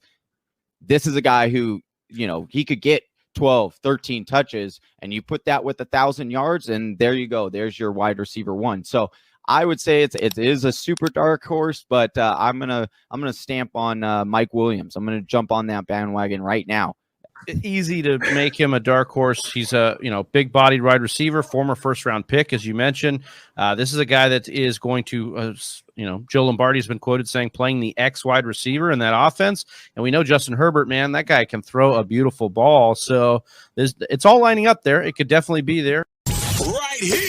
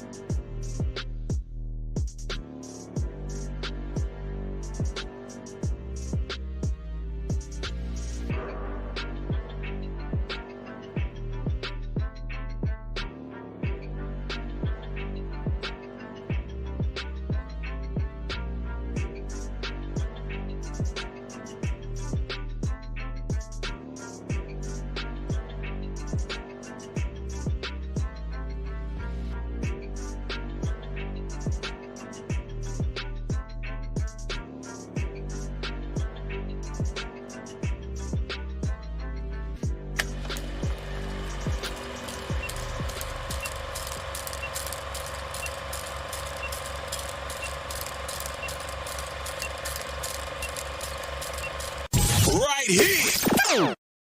Just like that, boys, we're back. Uh-oh. Yo. Is it me or is it Austin? Is it me? Am I glitchy? I don't know. Are you? It's hold on. I'm gonna remove Austin. We'll add him back in just a second. I think Austin froze it up. I think Austin Welcome back. Welcome back. Welcome back. Sellout Drizzy, what's going on, man? A bunch of people in here in the chat. Thanks for sticking with us. First half is over. The second half is about to get underway. Should I do Amari Cooper, Nick Chubb, and Justin Herbert for Calvin Ridley, Kyler Murray, and Terry McLaurin? Austin's back. Welcome in, brother. Thank you. Am I live? Am I unfrozen? You're good. Unfrozen? No. We're good? Oh, yes. You're good. You're good. I would not do this deal. No. We know you're not frozen because the fire is moving behind you. Yeah. Shoot. You wouldn't do this deal here? Actually, I'm looking at it, and I might do this deal. I do think Kyler Murray and Terry McLaurin are better options than Herbert and Amari rest of the way. But Nick Chubb, honestly, Derrick Henry is on another level right now, and but Nick Chubb is coming back. He's gonna have fresh legs. He's gonna be the only guy in that backfield. Felton will get some touches, but Nick Chubb was already top 3. Is going to get some touches too. I'm not going to. I won't lie to you. I this think isn't the first time he did this, though. We saw I this know, last but year. it also the last time Hunt was still around. Do you think that Dearness Johnson has a chance of filling in for Hunt? Hunt was hurt. I think Dearness, yes. Dearness is Hunt's backup. There's no way you're benching Hunt for Dearness. What are you talking about? Yes, but Hunt is on the IR. Hunt is on the IR. Dude. He's coming back this week. He's coming back this week. Chubb maybe. Yes, that's what I'm saying. So I know that Dearness Johnson is typically the replacement for Nick Chubb, and I guess the assumption then would be, could Dearness Johnson though fill in as the 2 back there and take over the Hunt role? And you're saying no because he's not that pass catching dude. That's not it, right? The way he plays. He got pass. He got receiving work against the Broncos. Right. He'll get some, but Nick Chubb will also get an uptick, which he was already seeing an uptick. Not even worried about Chubb, dude. I wanted to ask though, Johnny, I get what your algorithm, and I buy the algorithm. I'm just wondering if there's some flexibility in the variable we're assigning to Dearness Johnson. Could he assume a little bit of that Kareem Hunt role? Could he fill in there and be a little bit more of a pass catcher? Is the upside on him worth that? I don't even care about the pass catching for Kareem Hunt because I don't expect him to be that. But Kareem Hunt saw more than 12 carries in 4 out of his last 5 games. So this team is going to run a ton. So he'll get 10 carries. Yeah. So he'll get 8 to 10 carries. And I think that's going to have flex appeal on some games when they have good game script. And he's going to get some decent receiving work too. I don't think he'll get 8 carries because they're going to give Nick Chubb more work now. Well, okay, so here's my thing. You just saw Hunt go down for the IR. You saw Chubb miss games, and you're going to go back to just pounding Chubb 30 times a game, or are you going to say, "Oh, yes, Dearness Johnson was good against Denver"? I think I'm actually really quick, guys, because this does impact Nick Chubb, who is the subject of the trade conversation, and I do want to talk about Dearness Johnson here. That has a lot of great pieces to it, but sellout Dizzy Chubb boner is just getting in the way. I know. I want to talk about this last year. He did this last year. Nick Chubb, we expect to come back and be Nick Chubb, though. Even though Dearness Johnson came and balled down, I'm getting a temperature check from here. Peyton Barber did amazing work for the Raiders, and then Josh Jacobs came back, and it was Peyton Barber. What game are you talking about where Kareem Hunt missed? He played in all 16 last year. 13. Sorry. No, there was when Nick Chubb went out. It was when Nick Chubb went out. You saw Dearness come in and take the Nick Chubb role last year. And then and then Hunt missed towards the end of last year. He had an injury. And I'm telling you, they used more Nick Chubb. And that's what's going to happen this year. I get that's how they use these guys. They don't want to. Johnny, they're Hunt yes, played in 16 games last year. He didn't miss a single game. He was, but I'm telling you, he was very limited towards the very end because he had an injury. That don't be surprised if Dearness Johnson retains some standalone value. That's all I'm saying. Now, as far as Chubb, Chubb's going to get his. Chubb will be fine. So involved in this trade then for sellout jersey, how do you guys think this impacts? He has got Justin Herbert, Nick Chubb, and Amari Cooper right now. Should he consider getting rid of these guys for Justin Herbert, Calvin Ridley, and Kyler Murray? One of the things I wanted to ask about, it's related here, is Calvin Ridley a buy low or is he a fantasy bust? For where you picked him up in the draft, and I think his expectations coming this season. Or is he buy low? I think he's a good buy low. The Falcons have actually turned kind of things around, and credit to Johnny, who said, like, give it some time. This is a new system. And was part of the reasoning behind Pitts and then also Cordarrelle Patterson staying relevant.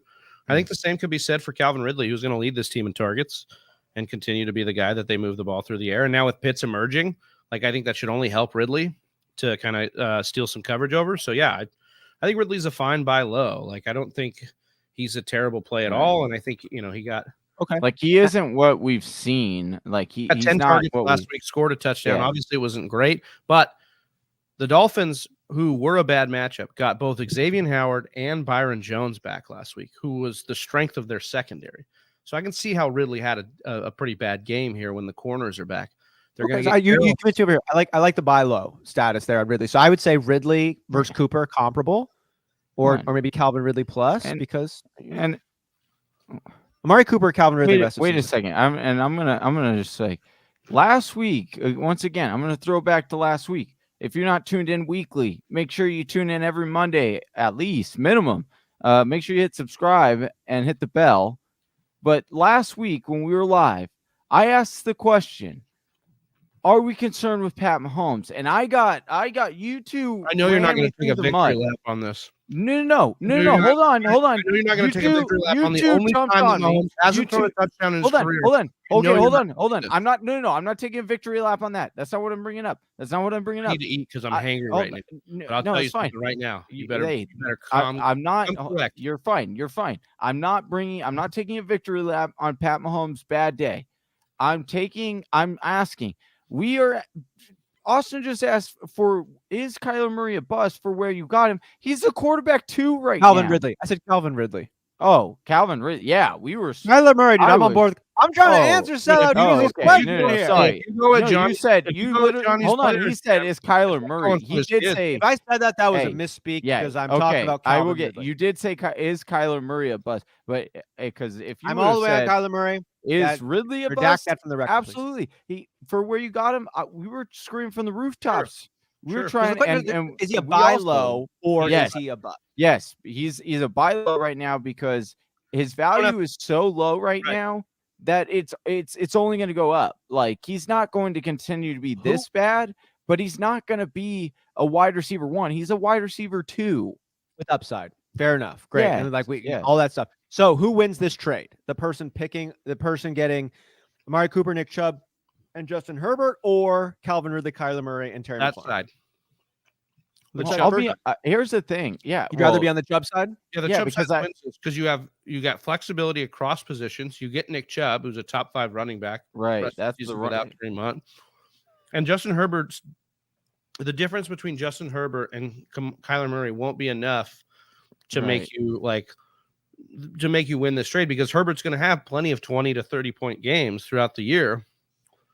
And we're seeing that with Murray. Murray's not running as much this year.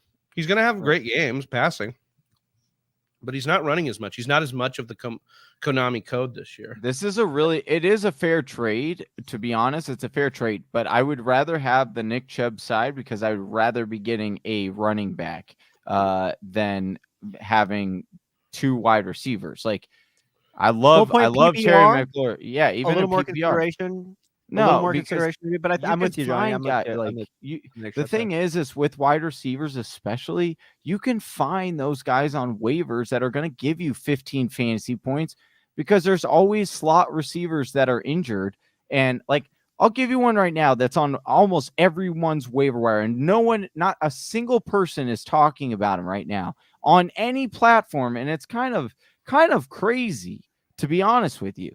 To be honest, Whisper Nation, I probably shouldn't even say this because I could pick him up in a lot of leagues, and these two guys wouldn't even talk about it.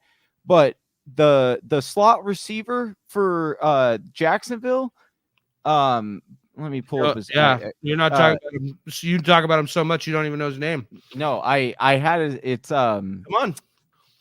Hold on, give me a second. It starts with it. Now I'm on the spot. I'm freezing up, dude. Mom spaghetti, dude. Hold on. But that's a guy that is getting a ton of targets per game. No one's talking about it. And you could just pick him up, and he's going to get you like 15 fantasy points a game. If we could just figure out who he is. Hold on, I'll tell you in just a second. It's going to be. Hold on, dude. I got 10 Bitcoin sitting in a vault. I can't remember the password. I can't remember the password, dude. He was a cornerback too. Right here, Agnew. Right here. Jamal Agnew. Jamal Agnew does have pop. That's the same guy who caught the touchdown or the run back on that missed field goal. Right? Yes. So he's got an epic special teams play. He had 7 targets and then 6 targets in the last 2 games. Eclipsed 40 yards in both of them. Hasn't gotten a touchdown, which is why he's not like super problem. But yeah, like Austin said, if you get kick return points, which some leagues do have that, dude, I play in a league that has kick return points. It's kind of fun. But he had 85 in one. It's usually like 50 yards gets you 1 point. So it's like, but it's extra points, dude. All points matter. All points matter. I could have used 0.7 of them last week. Exactly, dude. If we and we tried to vote in this. We talked about in our bylaws meeting, did we not? About adding kick return points. Or I mean, it came up. It usually does. Here, Charlie's asking here. What's up, Charlie? Pick up Agnew or Lazard this week. See? Lazard. Dude, Agnew's against Seattle, bro. Yeah, who would you play? How's your guy Callaway doing against Seattle right now? Oh, come on. With Winston? Please, dude. And who's Trevor Lawrence? Winston is not good. The world we know Winston's not good. No, we knew Winston wasn't good. We're smashing Callaway every chance. Yeah. Oh, and they just smashed Geno Smith there. His talent is there. If you would have put Drew Brees right now with Callaway, I would guarantee he'd be a wide receiver too. Guarantee, dude. Callaway's a monster. Anyway, but I will say I would go with Lazard for this game. I would go with Lazard for this game, but long term, I would rather have Agnew, dude. Rest of the season, give me Agnew over Lazard. Okay. You think Lazard's going to be consistent? He's going to be consistent over the last 2 weeks, and we talked about how this offense is dying for a second option. I wouldn't put it past Lazard to take a step over the next, especially. It was Lazard last year. Oh yes, Saints just got a sack, bro. Charlie, we like a Kittle for Ertz trade. I have Kittle and Thomas and Uzuma. Wait, why do you have these many tight ends? Whoa, dude, that's so many tight end premium. Tight end premium. Yeah, I would not trade away. Oh, I don't know. Actually, I kind of like Ertz in this offense, but I'm wondering if I'm getting a little punch drunk love here after this last week. Dude, I think Ertz is going to be a lot of work in the red zone in that game, and I don't know if that's just like, hey, you're a new guy on the team, we want to pepper you. I don't think so. It's the reason behind it is because think about it. You've got to defend. DK Metcalf is your first option, DeAndre Hopkins is your first option of defense you're going to focus on. Then you're like, oh, and then by the way, on the other side, we got to worry about AJ Green over here. That's 6'4". That's just catching these bombs. And then, oh, wait, we got Christian Kirk and Rondell Moore, who are both like 4.3 40 guys that we have to worry about. And then after all that, it's like, oh, wait, and then Chase, and not to mention Kyler. Who's 25? Is that DJ Dallas? DJ Dallas, yeah. Or Homer, Travis Homer? Might be Homer. Yeah, Travis Homer. And so what ends up happening is Ertz gets lost in all of that, and he gets single covered with a quarterback who doesn't mind checking down and will look for him. And the other thing that I like about Ertz, and which was the downside for Max Collins, Max with 2 X's. Hope you get better, man. Really do like you. But he is a good blocking tight end. And so they would keep him in to block often. Ertz is not that great of a blocking. He's not going to block either, dude. He's Ertz. Right. 44-yard field goal is up, and it is no good, dude. Wide right. This guy's going to be out of a job. He missed one last week too. And so I do think Ertz is going to be solid rest of season. I really do. Because it's who are you going to guard? Who are you going to guard in this offense? Ertz is the last guy you're going to think of. That Ertz is the last guy. I actually would do this. I would do this trade. I would do this trade. That's funny. But as far as this week, you would trade Kittle for Ertz? I mean, you should get more. I wouldn't do this straight up. You should get the name value for Kittle will give you more. I would get Ertz though in there. So if you can get another piece with Ertz, sign me up, dude. Hey, like Pittman. Hey, to give me Pittman and Kittle. Hey, package Pittman and Kittle, and then give me a better upgrade at wide receiver, and bam, you got it. Done. Sign me up. Book it twice on Sundays. You won't, Travis? No, I wouldn't do that deal. I wouldn't trade away Pittman and Kittle for Ertz and a random wide receiver. No, not a random. Would you? Let's say what if it was Ertz and Deontay Johnson? Would you do that deal? Because I'm sure you could get that done. Kittle and Pittman for Deontay and Ertz. You could get that deal done. I'm not running to go give away Pittman right now. Like I'm not with you on that. Pittman looks great to me. Pittman looks like awesome. Alpha. He looks. Hold on. He looks like an alpha who's getting great targets from a guy who and his quarterback who loves him on a team that is in desperate need of one main vein in their passing game. He's become that. So yeah, I'm not running to the trade wire to like go give up that right now. He's like going to be one of the better sleeper wide receivers we've got, like outside of Mike Williams, who's like dominant. I get what you're saying. I totally understand what you're saying, and that Pittman looks like an alpha. I totally get it. And I agree that he does. And I like Pittman a lot. I out of college, I was grading him high. I tried to trade for him this summer. Here's the problem. He's super hyper efficient. He did all that. Dude, he's had 7 targets over the last 2 games. 7 total targets over the last 2 games, Travis, and he's had 140 yards and a touchdown. You're telling me, Mr. I can't believe in Cordero Patterson because of how many targets did he have before that, Johnny? 7. Yeah, and then 8, and then 12, right. and then 12. Right. But that was without T.Y. Hilton. T.Y. Hilton's coming back. T.Y. Hilton, bro. Like enough. T.Y. Hilton is dusted, dude. He had 3 targets when T.Y. Hilton was playing. That's the problem. The one game. You want to point to one game with T.Y. Hilton back. And then he got 4. Then he got 4 against San Fran. He'll have a good game. He has Tennessee. He has Tennessee, which is a good matchup. Downpour, and he's the only guy on the field that looked good. Because T.Y. was better than like the running backs. Actually, Big Mo Alley Cox looked great. Big Mo. Hey, Big Mo needs to be picked up. If you need a tight end. I'm not that excited to trade away Pittman. I think unless you're going to get somebody really good back. And like Deontay, I get what you say about Deontay. No, I don't trust Ben. You were such a hater on Deontay, dude, especially in PPR. He said it was been PPR. Yeah, Deontay doesn't get me excited like touchdowns from Pittman does. Yeah, you're right. Dude, Pittman's had 1 touchdown on the season, or 2 touchdowns on the season, dude. Deontay's had some touchdowns. Yeah, and Deontay has more touchdowns than Pittman, and Deontay has a bye in there. Unbelievable. This guy. Can you believe it, Whisper Nation? You're not allowed to have a Deontay has 3 tutties that Johnny likes. Deontay has swept the floor. Deontay has swept the floor. Even in Deontay's worst game, in Deontay's worst targeted game, bro, he had 2 targets, and he caught both of them for 72 yards and a tutty. Like, his worst game targeted was better than Pittman's best game. That's unbelievable.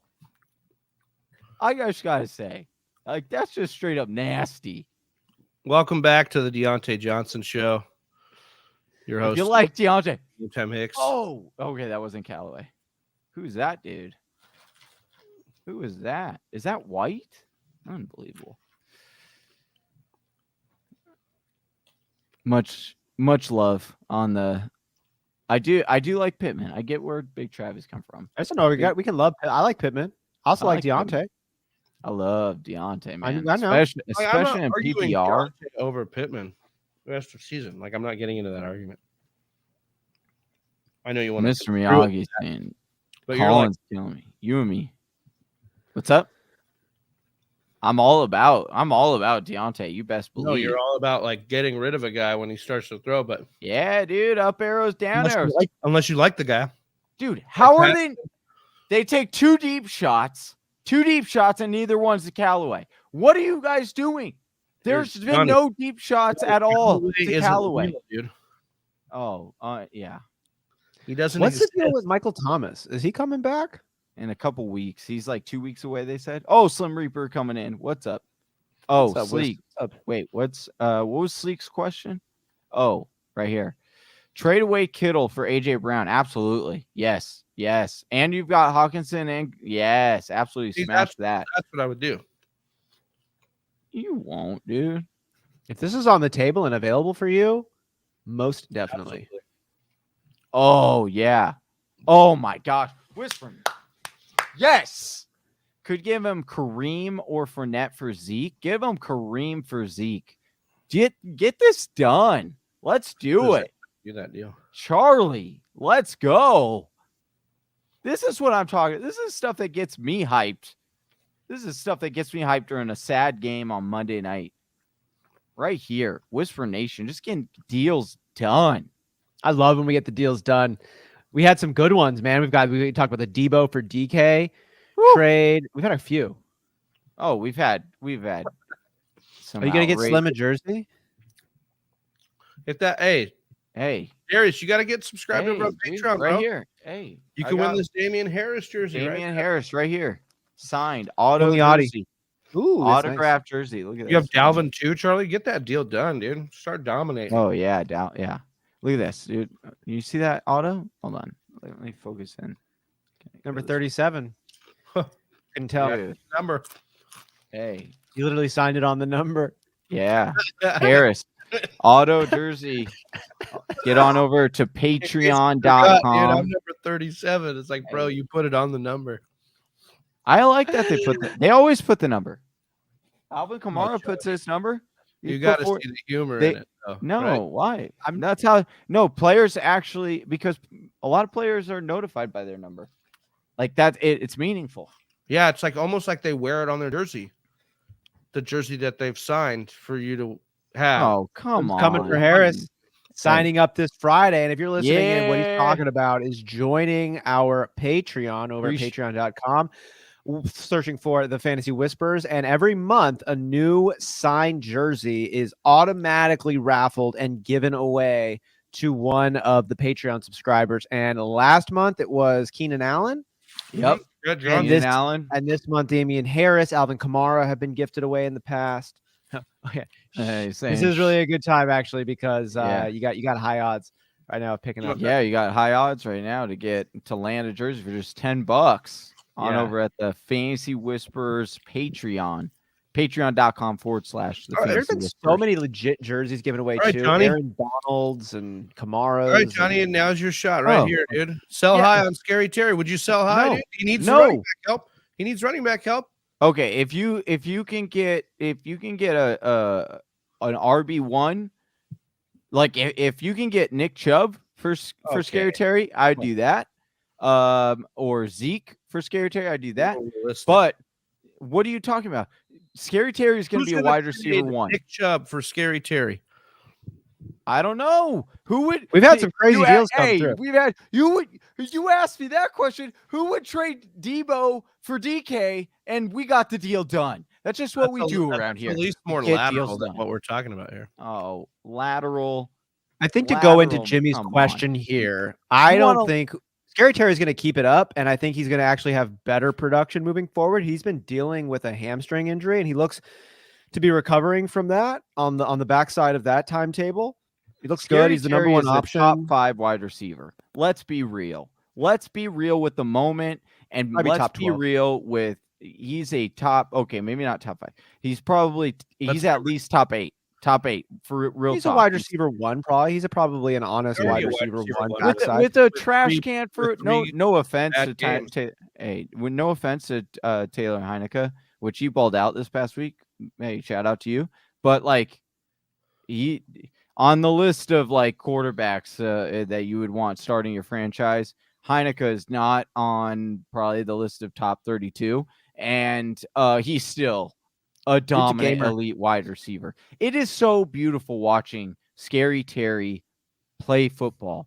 Do you watch that guy actually play on Sundays? It is goodness. Wait until they like become a good team. Like they're going to get Tua. They're about to get Tua. Watch them get Tua. And oh my gosh, I'm just getting so excited right now. This is going to be glorious. This is Alex Collins here. Whoa, Alex Collins with the full 360. Alex Collins, more like Alex my Jones. Gosh, I just thought Johnny over here. That was live. I just thought about that. The thought crossed my mind. Look, I can't, Mr. Miyagi. It's a freight train that has no brakes right now. Like he's over here saying he's a top 5, trade away producers, get him out of your team. Go and trade Terry McLaurin for Nick Chubb right now, because that's possible. Here's the deal. No. Hold on. This is what I will preface. Sorry, Austin, you want to speak real quick? Because here's the thing. And I'm going to actually shout out to Austin here. I'm going to shout out to Austin because he changed. Austin talks about, he writes in his journal every so often with things that he remembers that he wants to pass on or remember for the next year. And he did that. He said something on a live show earlier this season that changed a perspective of mine, and he was absolutely right, and I ran with it. Here's the thing. If you can sell high on a guy who is outperforming his production, for a guy that is underperforming but will rebound because that's the type of player he is, then you go with and you make that switch, because even if that player goes on to be the superstar, you let him go, whatever, the odds would say that settling back to going and getting the safer, more, not, and I say safer, but like it'd be like going to get Calvin Ridley or, going to get a guy that, you're like, oh, his value is super low. It's going to go up because this is not going to be like, he's just underperforming at this point.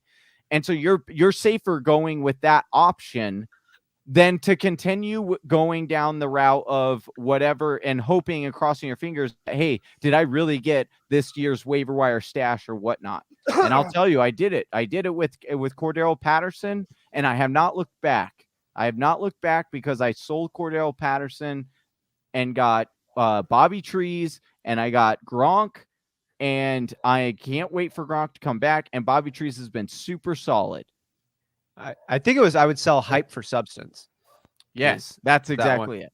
Is it? Yeah, that's exactly always hype for substance. I do like that one. I'm not gonna trade conversation. I'm not saying that Pittman can't continue to ball out. He definitely can. Again, kudos to Big Travie. He's absolutely spot on when he says Pittman looks like an alpha. That's what they drafted him to be, and he's turning into it. And he really does look like that. He's 6'4". Good God, when you watch him and they do the camera like down the line. Compare Patterson to Pittman, even though either like they're not the same. Like Patterson's pretty good. The fantasy glitch is better. You're right. No, Pittman is a pedigreed drafted wide receiver to be the alpha for that team. Okay, ladies and he was a guy that we drafted. He's not a guy we picked off waivers. We drafted Pittman. He was late round, but we drafted him. So he is a guy, like, he's not the same as like picking up a waiver guy and selling him. He's a guy that's showing flashes of what we wanted him to do. Austin, do you have snare in your headphones right now? Yeah. Oh, right, just checking, because like I couldn't believe what I was hearing either. I almost had to check my headphones. It's Big Travie. What are you talking? Are you saying right now, rest of the season, you would rather have Michael Pittman than Cordero Patterson? That's not what I said. No, that's what I heard. Are you listening to me? No. Apparently not. Apparently I am. Yeah. So no, he's what are you saying then? We're on the Scary Terry top 5. We're not going to get to Christian Kirk rest top of the 8. season. I'm top 8. All right. Top number 10 right for now. Scary Cat's Terry. pajamas. He's number 10 right now? Dude, I had him at 8. I had him 8 in my projections. Shout out to our draft kit. Look for that next year. It's badass. I'm just Johnny, being can you real. take some of your energy right now and tell Cat's Pajamas what you think of Christian Kirk rest of season?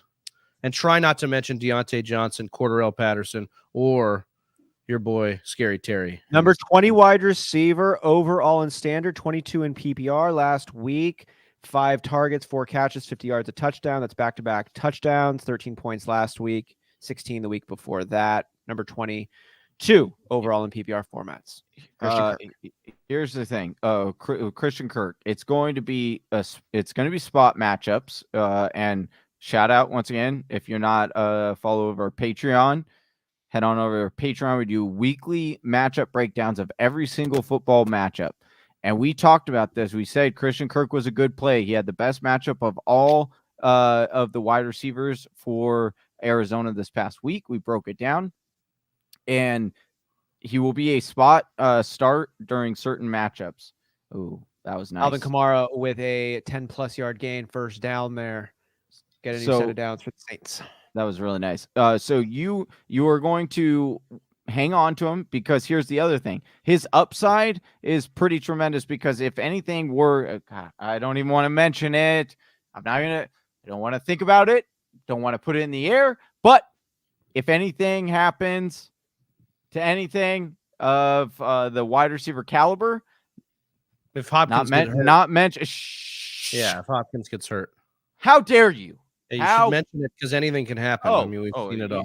Oh, unbelievable! You know what, Mister? I don't want to hear it. Stop putting that juju on my team, okay? Oh, fumble! Who just fumbled? Was it Callaway? It was. No. All right. Okay. Here's the deal. So then he has really high upside. Just to sum this up here. Yeah. He's going to be a roller coaster. He doesn't play more than like 60%. Roller coaster you want to enjoy, baby. Most times, yeah. But and like, it's predictable. It's a predictable roller coaster. Sometimes. Okay. He's got 4 games with over double-digit fantasy points in standard leagues. And then his other 3 games are less than 7.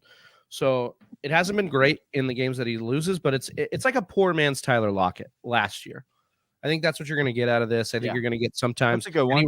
He runs less routes than Tyler Lockett, which is unfortunate. So he's not going to get the Tyler Lockett target volume that we saw last year. But yes, there are going to be games with high over-unders that you're going to want to put him in your lineup and you're going to want to have him in there. And he's going to be one of those decent flex plays that can tilt a week either way because, again, double-digit points in 4 of 7 games so far this year. This Green Bay matchup, a decent matchup for him. I think his floor is around 7 points, and he's got that 15-point ceiling as well in standard league. So I think that's kind of where he's at. Great. Now I'm going to be known. Look at Casper or Mr. Miyagi saying we are all doing top 5 Terry here. Great. I mean, you said it, dude. You have a platform and a mic. You gotta just own it, dude. No, I mean. Now I got to really hope that happens. No, I had him 8. I had him, and honest to God, I had him 8 coming into the season. And number 10 right now. Fantasy Whispers. Right back Alex Collins on the Oh ground. my gosh, we need to change this rule to minus for behind the line. We got to help Miles out here, guys. Drop Pollard for Devonta Smith. No, not do that, absolutely man. Not. Pollard, number 1 handcuff to roster. And he's got standalone value most of the time. Yes. Nice. Although Gallup expect to be active is Big Travie Gallup on your waiver wire column, mister? Yeah. The waiver wired? Yeah. He'll be all right. I don't Gallup's going to be fine. This offense has changed since Gallup was the kind of like the late round guy we liked coming in. This offense does not throw as much as it did before. They don't need to. The defense is a lot better than it was. I don't know why it does run though, and that's why you want Pollard. Typical, dude. I don't know why dude. Because this is all stuff. You know why? You know why I'm you know why I'm shaking my head? What's that? I'm not. Hey, hold on. I'm not shaking my head because you're not right. I'm shaking my head because, dude, you've changed, dude. You've changed. The point. Credit to Austin. My opinions change with new information.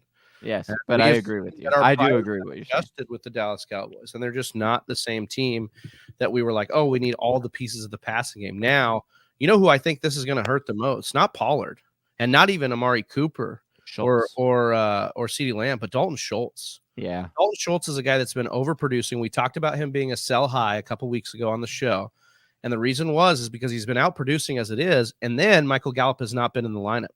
So for me, it's definitely a Dalton Schultz. So, but Miles, yes, pick up Paul or don't drop Pollard ever, unless you can trade him. Like if you're not the Zeke owner and you can trade him to the Zeke owner for some good value, then I'd go do that. But no, your boy needed that pick.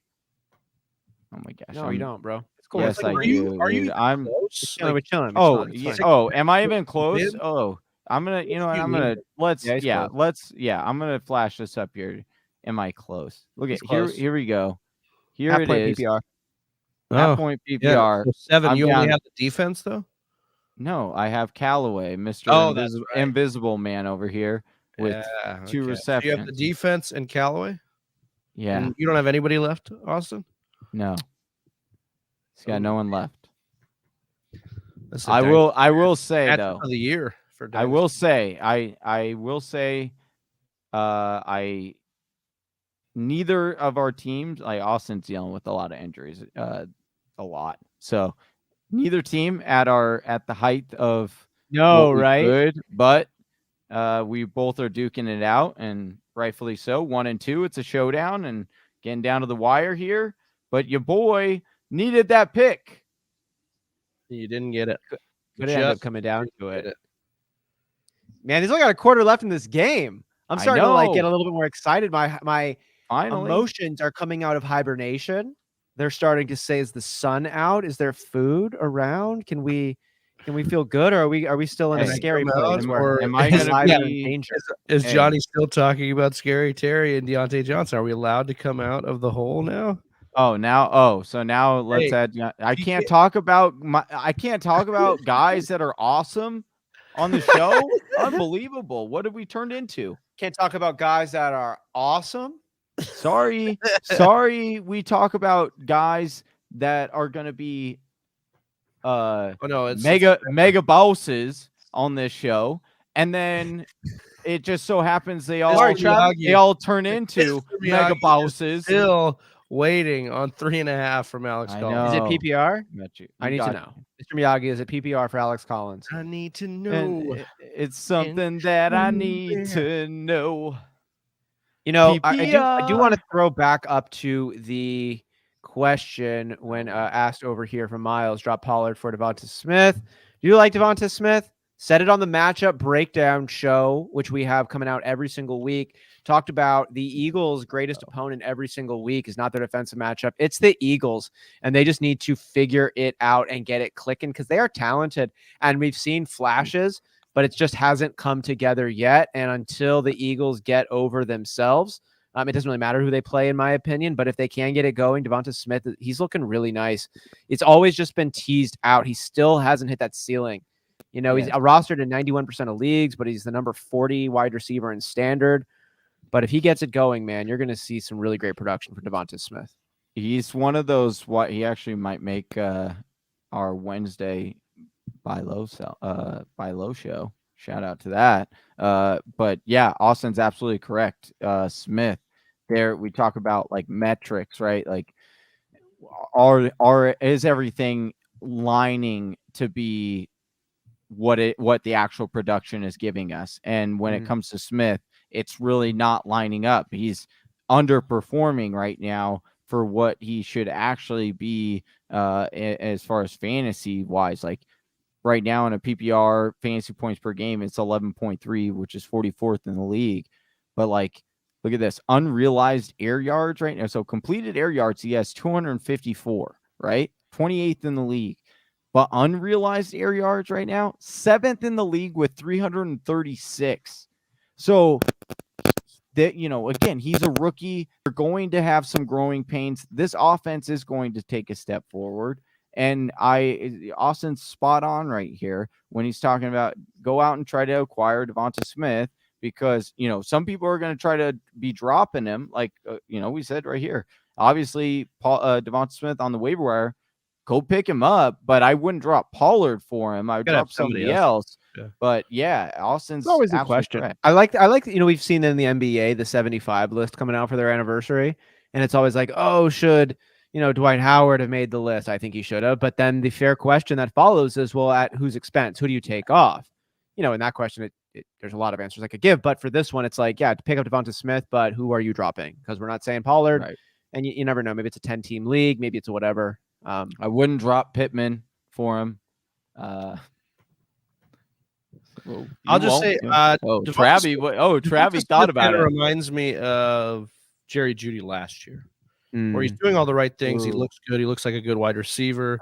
He's not going to be a huge fantasy asset. He's going to have his games, and he's going to have moments. But I think, you know, Johnny, I don't think this offense is going to get much better. I mean, Miles Sanders is hurt now, probably going to be a significant injury. Yeah. I don't think this offense is great for football purposes. I think they're going to have fantasy moments. Jalen Hurts is a terrible quarterback, but good in fantasy. You know, I think that's what we're looking at with this offense. Now, Ertz gone. Devonta Smith has an opportunity for more targets than he's gotten, for sure. So I do think he's a buy low. I think we're framing it under some different pretenses, but I do think that there's situations here for Smith to do work. I would not be dropping someone as valuable, you know, because right now Pollard's floor is kind of where I want to see Jameis Winston hit the floor. Oh my God. Let the potty sit on the floor.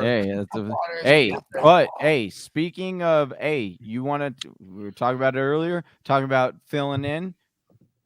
Who has not been playing any snaps at all? And then guess who got hurt and who came in and got all the reps for that running back? Boston Scott, my boy. Boston Scott is a perfect example of the D'Ernest Johnson and Nick Chubb, is because Boston Scott wasn't touching the ball at all. And then Miles Sanders, hold on. No. How is it totally different? Because one team has a massive rushing pie and is a good offense and a great offensive line and runs the ball a ton and runs their whole offense through the run game. And one team does not. Okay. Right.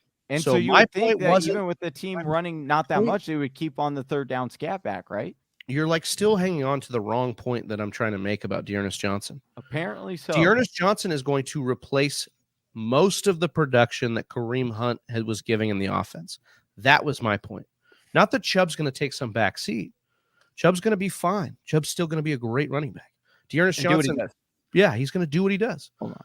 But Kareem Hunt is giving up a lot of this pie for a team that has no interest in stopping what they do well, because guess what? Baker Mayfield's hurt. Case Keenum's a backup quarterback.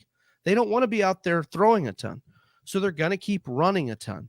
And that means D'Ernest Johnson stands to benefit from Kareem Hunt being out and on the IR and showing up and showing out on Thursday night. So I think D'Ernest Johnson, don't be in a rush to go drop D'Ernest Johnson.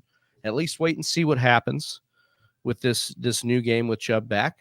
And I have a feeling that we're going to see him absorb a lot of what Kareem Hunt did in this offense. And he looked good against Denver. Now, everybody's been looking good against Denver. They can't tackle for crap.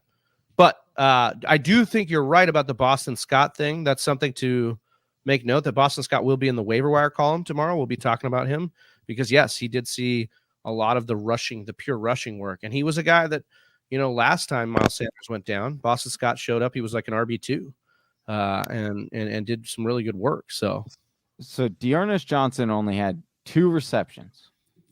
How many did Felton have? Felton had, that's a good question, only like 3. Get 3. Yeah. So I don't, like I said, I project. Once again, it's really not about the receptions for me, Johnny. It's about the fact that Kareem Hunt got 12 or more carries in 5 of the 6 games he played this year.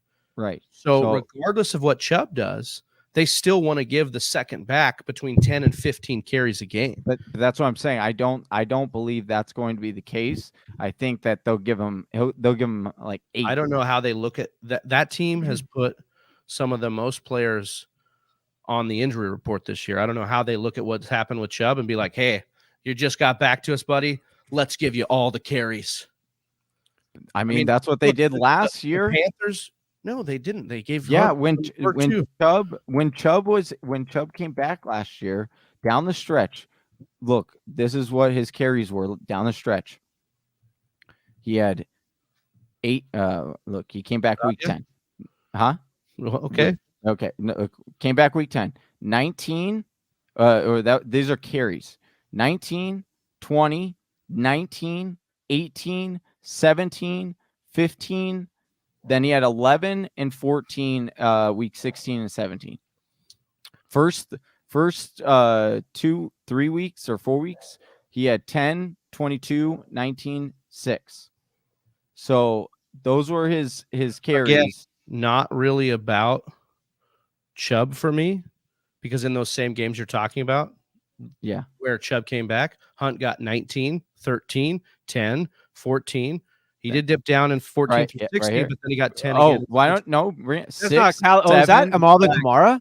There's a flag. No, Callaway, you better not be against. Oh, do not. Pull back. No, take him back. No. Holding. No! Coming back. No! Oh, thank come goodness. on. Oh, it's getting Come real on, here. Eric McCoy. Come Thanks, on, Eric. dude. Biggest play of the game to You my think it's boy. because he spelled his name with a K and not a C? Oh, CK or come C? on. At least it did have an impact. It had to be part of it, right? I do. I don't know if he would have completed that play at the I whole do technical. think it's somewhere in between what Travis and I are saying. I do think Travis is right. Don't drop. Well, I'm just saying, don't drop D'Ernest, but also don't rely on him to be the production of Hunt, is what I'm saying. No, and I'm not saying he's a 1-for-1. I'm saying he's going to make up a lot of it. And Hunt was an RB 1 to 2 borderline in this year. Yeah. So, I'm not asking him to replace that. I'm asking him to be more like the Hunt of last year. And I think Johnson showed some pop. And this is a guy who's going to work hard. He's like a James Robinson type. Like, this guy was DMing people in the AAF and asking him to give him shot and show him that he could show him film. And then he made the AAF roster. And then now he's on Thursday night because both backs got hurt. LeBron shouting him out. Yeah, dude, I just think this is a team that wants to run. He had the thing is he had a game like this last year. That's he look, week 4 against Dallas, he came in 13 carries for 95 yards. He could do this. But look, even when then it was like, remember it was like, well, then he is gonna be, and then there was like 12 with Montgomery on the field. Love Jameis Winston stepping back in. God. Oh yeah. Oh gosh. It's gonna be 4th down. What is that? Oh my gosh, it's gonna be Seattle offense because of Callaway. I'm gonna be so upset. But then look, D'Ernest Johnson, weeks 5, 6, 7, and 8. Just smiled. So Johnny said that. Weeks 5, 6, 7, and 8. 8 carries, 4 carries, 1 carry, 2 carries. That was with Nick Chubb out. 4 flies. Yeah, that was with blue fish, 1 fish, red fish, 2 blue fish. Yeah, sea the fish, difference. 2 fish. This is a different offense this year. It's a different offense. Like Baker's not as healthy this year. They're gonna want to run even more. It's not a different offense. It's the same offensive coordinator. Yeah, and Chubb is back, not Hunt. It's not Hunt trying to carry the load here. It's Chubb. Again, I don't know what you're trying to argue. I'm telling you, Kareem Hunt was dealing with the injury down the stretch. I know how invested in Chubb you are, and you made great calls on Chubb. I'm not coming for Chubb, bro. I'm not saying Chubb's a bad call. He's gonna do his thing. I'm not. No. That's not what I'm saying. What I was referring to. I'm not saying again. What I was referring to is in some cases, there are certain times where you can project like a certain back to, because we're getting back to Austin's point, because Austin was like, in what cases can you project a certain back to take according to the algorithm of the coach, right? In what cases can you say, hey, that algorithm stipulates that when a running back goes down, for example, perfect example. Why were we so excited for your boy from San Francisco? Elijah Mitchell. When he was the 3rd guy on the depth chart, we were so excited because according to the algorithm of Kyle Shanahan, the 3rd and his daddy back, too. His dad. Yeah, you're right. His dad did the same thing. the third running back on the depth chart is actually the replacement for the number 1 running back on the depth chart. The number 2 running back on the depth chart is the scat back or the number 2 back that like is the emergency backup right then and there. And then what ends up happening is the first one always inevitably gets hurt. And then who do they turn to? The third running back, which is why we were so hyped on grabbing him so early, or that week 1. We're like, let's like go all in on him because there is a good chance that he is going to be the guy and he's going to pop because all the metrics are there. That's the only point that I'm trying to make. I'm not trying to make any other point than that there are certain circumstances. And the thing, yeah, you're right. And also we saw it. And that's my point with Ernest Johnson is like, we saw something on Thursday night that, no, I'm not saying he takes Chubb's job or he's like going to come and cut into, I'm not even saying he's going to cut into Chubb's work. I don't think he will. I'm just saying something came out of expanded. I think Chubb is going to get came out of the lamp and he can't be put back in right now. But why would you want to? He did that. Hold on. He did that against the Cowboys. And then he saw 8 Hold carries. on, that was a different game, dude. Collins. That game was Collins. Dude. Mr. Miyagi. Is he? Was that the latest? Was that just now? No, that was. Are we 3? I don't think we're 3 minutes behind. Are we? No, I don't think so. I think that was 3 minutes ago. So that would be. He's 3 minutes. Dude. Winston's all over Anthony Davis and Dwight Rice, Howard. Anthony Davis and Dwight dude. Howard right now. He was trade looking Lockett like for Judy. I'm 2-5. Hey, he was looking like Big Travie on me after episodes when I say some dumb stuff, dude. He was he was like, when you're trying to tell people to drop Ernest Johnson, dude. won't. This is an interesting trade from the Queek. What's going on? Good to have you with us. Hope all of your fantasy dreams are coming true. Oh man. This is a difficult one. It's difficult. It's difficult in the sense. Sorry, Austin, I didn't mean to cut you off. No. I'm just thinking about this trade. It's kind of a weird one, right? It's like, you're basically trading perceived floor versus perceived upside. It's like Fugazi for Fugazi. Yeah, what you want to say is, I would rather get out of the up and down of Tyler Lockett to get with the consistent floor that we're projecting for Judy once he gets back. But there's risk there too. Like these injuries, ankle, they're high injury risk. We have seen Sutton kind of ball out in the absence of Judy, which is very reverse of what we thought. You know, when we came into the year, it was Sutton's coming off an injury. Judy's got all the chemistry with Bridgewater in training camp. And so it should be Judy's show. And then he starts off the week 1 and does well and then rolls his ankle. And then Sutton proceeds to be one of the greatest wide receivers in air yardage we've seen through the first 5 or 6 weeks.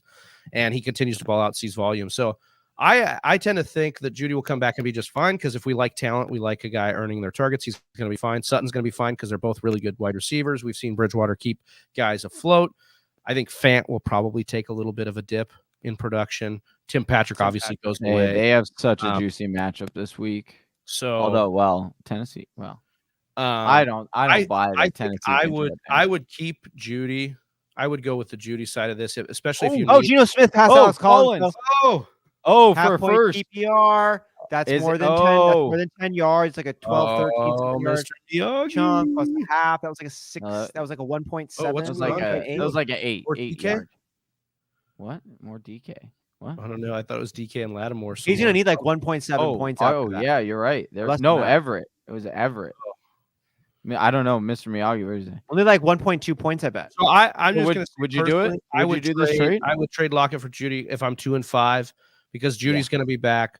Lockett without Russ for at least the next couple of games. Plus, they have a bye in there. And I just think Judy's the one. If you're no, Collins, get to that line of scrimmage. Just lost a yard. Mr. Miyagi saying yes, but then no. Yes, but no. Yes, he was spinning around. So that almost like one of those plays that turns into like a 12-yard loss. You know, and you're just like, no. Thank goodness that one didn't. No, I know. Collins back. Man, we got another fourth quarter close game. I know this hasn't been a good game, but you know, it's a tie game. So that's something. I need a Geno Smith pick. We need a Oh, Geno no, Smith I don't touchdown. need a This is what we Tyler- need, baby. no, We need a Geno Smith. This no. is exactly what we need. Fumble it. Yeah, no. That's good, Johnny. That was good.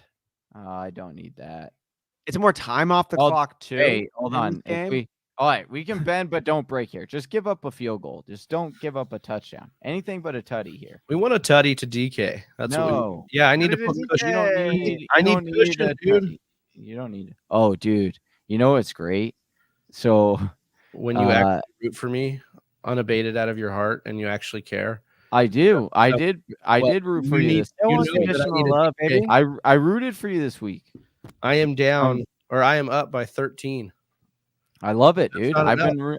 been I rooted for you last week too, and you let me down. You are up by 13, and he has Alvin Kamara, Travis. You have DK Metcalf. It's standard settings. Yep. I still like your spot. I know. Kamara's going to get work, though, and he knows how to bust one out. DK work here. I need a DK tutty or hey Something. So it was great. I messaged More Brett. offensive positions. I messaged Brett today because Brett lost his matchup. And so he's going to, because like 4 weeks ago we were DMing and he was like, oh, enjoy, being behind me all season. Like you're never going to pass me. Like you'll never be ahead of me in record or anything like that. And I was like, all right, just watch. That's what you guys trash talk. That's what you guys say to each other? Yeah. Well, no. So what? You're gonna Here's smell how. my farts Hey, all no, year. Hey, no. So here's like here's huffing my methane. so what happened was I sent him. So on Amazon you can get an autographed Tom Brady jersey, Tampa Bay jersey. Oh that's no, dude! Oh, sack! Sack, Hey, dude. do you fumble it? Do you fumble it? Oh no! He recovered. Oh, Seahawks got back on top of it. I needed a fumble. That's 1 point, though, Johnny. That's Yeah, nice for I know. you. We're coming That down is- to it's not close. It's I definitely love Get the eyes point. on that matchup. Would have let me screen share that again. It's like 6 or 7 points. Johnny So- has the Saints defense and Callaway. I'm done. Oh man, I'm gonna share. 53-yarder for Jason Myers here. Johnny says his job is on the line. Could he save it right here? Can we? Oh, he missed it. Oh, he missed He missed it. No good. Yeah, love it. That. Look at that, ladies and gentlemen. And it gets closer. And I tell you something right now, Austin does not like that Sleeper is projecting him to win so heavily right now because it's It has saying me 99%. 99. Whoa, dude. I'm gonna lose, No dude. faith. Austin does not like that. No, dude. You think Winston is gonna be? 99%? Bro, Winston's only gonna I'm gonna be, lose this game for sure. I'm gonna Bro. check in on Winston. These are Winston's horrible. not Sleeper even- does it. Sleeper is the Jerry Springer of notifications and Jerry. predictions. It is the most salacious tabloid TMZ. Salacious crumb. Hey, It is a rag mag, and it is Rag mag. we Oh, dude. so sensationalist. hey, we Sleeper like with Tucker. we like up Sleeper by here. 13 on I love top. Sleeper. But they got to chill a bit on the notifications and predictions Chill, because they bro. go ham. Chill. Hey, So chill. sensationalist. Take a chill. I was saying, what was that? I was saying a story. I was telling a story, and Well, then you just have to trust it'll come back to you. We don't, baby, That's come what- back. It It was an entertaining story, and the then only league that matters. Potvin this is our league of record. Potvin is now down by 13 only to Tucker, and There he's you go, got that one. Winston and Callaway. So Potvin has Winston and Callaway, and he's down Yeah. 13. yeah, So a double dip tutty would get him and Double John, dip Johnny would do very it? happy. So wait, what is this? Hold on, where are we at? up here. If Callaway catches a touchdown pass, you and Potvin will both be very happy. Right. So we have. But I need Potvin to lose here. Well, it doesn't look like you can get both of what you want. I dude. can't. I don't. You can't. No. could. Where is his matchup right here? Oh, right here. No, you definitely can. Oh, it's a double dip. Yeah, I see. Oh no. Tucker with the Tua start. Oh no, dude! And Tucker started. Josh Allen's bye. Did he start Waddle? Oh yeah, he did. Great. Devonta Freeman, who plunged. And Allen Robinson. Allen Robinson, terrible. Oh no, this is not good. I don't want Potvin to win. Yeah. Don't worry, he won't, man. Can we get a end around? Hey, maybe we can get an end around. Okay, going to go Amazon and buy the "Why to Do Bad Things When Why Bad Things Happen to Good People" book. 1.3 more from Collins. We could get it. You could get it. Rushes, there's enough time. Yards. There's enough time. 16 rushes, dude. That's how many. That's bad. It's just so funny. Sometimes like you see certain rush stats. It's like 16 rushes for gobble so much goodness. Killing me right so much. I know, but that's almost sounded bad. But so gobbly goodness, and then it's 16 rushes for 35 yards. What the fudge? Yeah, this is.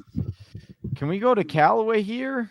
Oh, he was, dude. Oh my gosh.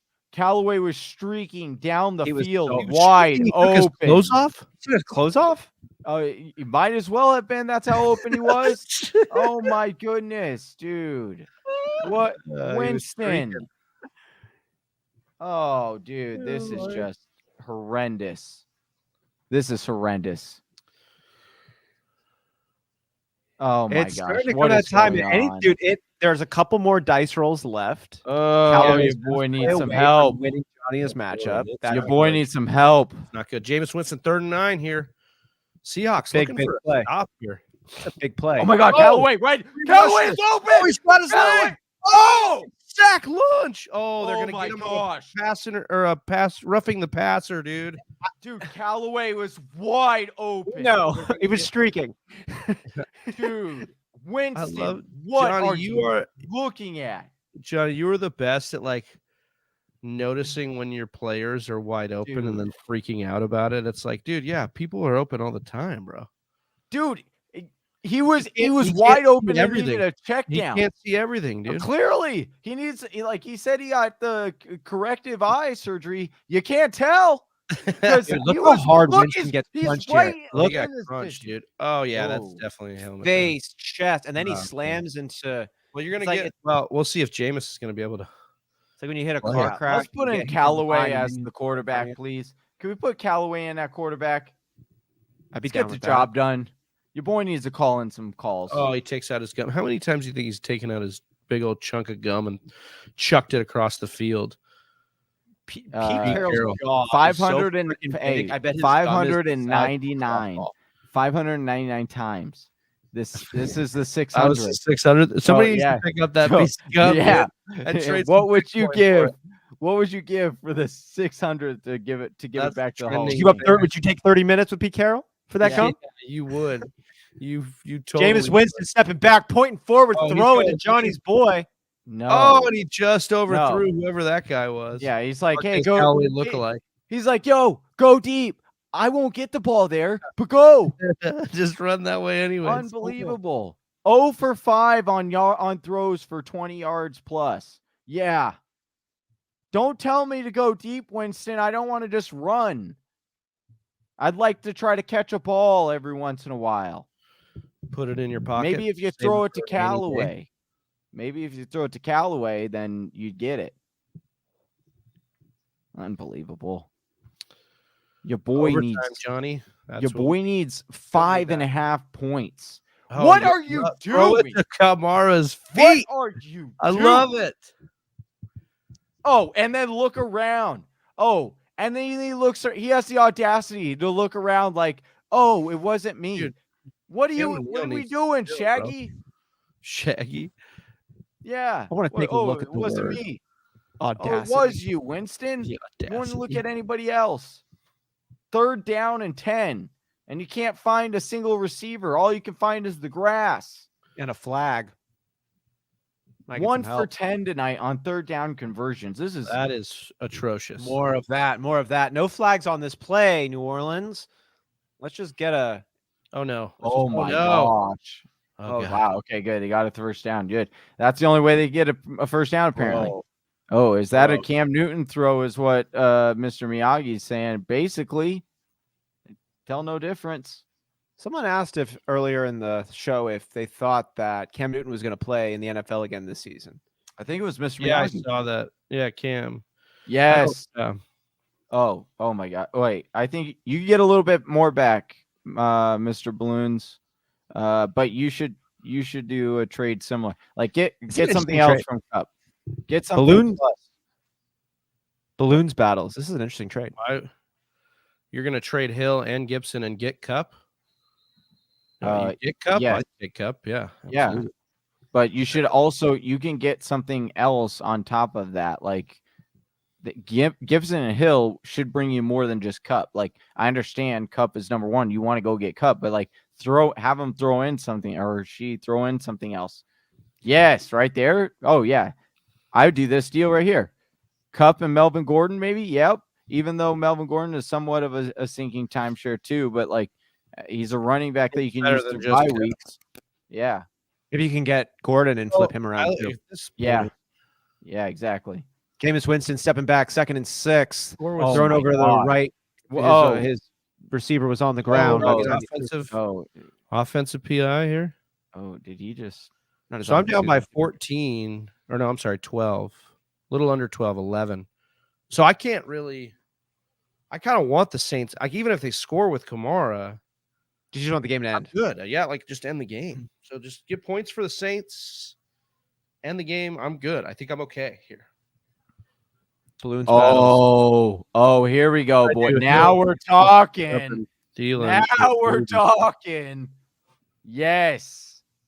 Give me Chubb and Thielen. Is this PPR? I don't care. Cooper Kupp is nice. Kupp is killing it right now. Like that, I would definitely want to get. Kupp. Yeah. I mean, Kupp is but he's the number one wide receiver in both formats. I don't think that's not changing. Yeah. No. Here's what I would do. I would go. I wonder if that same person try and get Kupp and Chubb. No, get Chubb and Chubb. No, seriously. Yeah. Throw in something else. Yeah. Throw in a little bit more and try to get Chubb and Kupp if it's the same person. Sure. Would you rather have Cooper Kupp or Nick Chubb in PPR? I think I'd rather have Cooper Kupp in PPR, dude. I would rather have Nick Chubb because the running back is harder to replace. It's a tough time to ask that question. Cooper Kupp looks really shiny, right? Like he's healthy, he's playing well. Chubb is out, he's been hurt. Jonas Johnson just balled out. I get Johnny. I think I'm with you. I think I agree with you, Johnny, and I think that's the smart call. But it's if you go with your heart, if you go with your pelvis. Who are your other running backs? Cooper Kupp, wide receivers. Yeah, like Kupp has the rare. He's rarefied air right now because he has what Devontae Adams has. Yep. It's like this massive target share with a quarterback that. I mean, you can roll your eyes, Johnny, but it's true. Like he's going to lead the league in touchdowns this year. He's going to have I'm once again, I am in Scott Fishbowl. Like I don't disagree that he's going to be good. The issue is great the rest of the year. Injury is the only thing that stops this. Hold on. The issue is there are two issues. One is the fact that Woods at some point in here, please. Oh, you'll hear it in just a second. Please say that. One is that they will swap out Cooper Kupp and Robert Woods from game to game. You think Matt Stafford? Huh? No, like that's what I'm like. Robert Woods will play the slot. That's what 2 weeks ago when Robert Woods had that mega ball stay. What happened? It was because God, dude. Jameis Winston, 3rd and 5. Sales. 4th and 5. They're going to kick a field goal here. Unbelievable. And that's what you're going to see from certain games. Well, they'll say Robert Woods is going to be like the number one wide receiver for this game. He's going to play that number one role, and Cooper Kupp will have a lesser day. That's number one. That's a true fact. Second thing is you guys keep acting like Robert Woods doesn't exist, and he's getting like 20% of the team's market share there. Like, can you tell me the percentage? But I will say, hold on, I will say, Johnny, when you want to talk about your boy Woods, yes, I get again 40. It's like 30 to 40% per game. Why? Because it does. They do. This is a great offense to be invested in. 100%. Okay. Right. So let me just back you up, because the game that you're talking about where Woods was like so fantastic. Oh yeah, he's going to have a monster mega boss game. And he did 14 targets. You know how many targets that Kupp got in that game? 10. And he put 91 yards on the board, he dropped a touchdown pass, and he got down to the 1 on another. So okay. But do you know what the target market share? Hold on. You know what the target market share was, bro? Like, it's not going to happen. What are you saying? No, he's not good. He's not as good as Kupp. He's not as good as Kupp, dude. Are you are I get what you're saying. I get what you're trying to say, but what you're actually saying is not what you're meaning to say.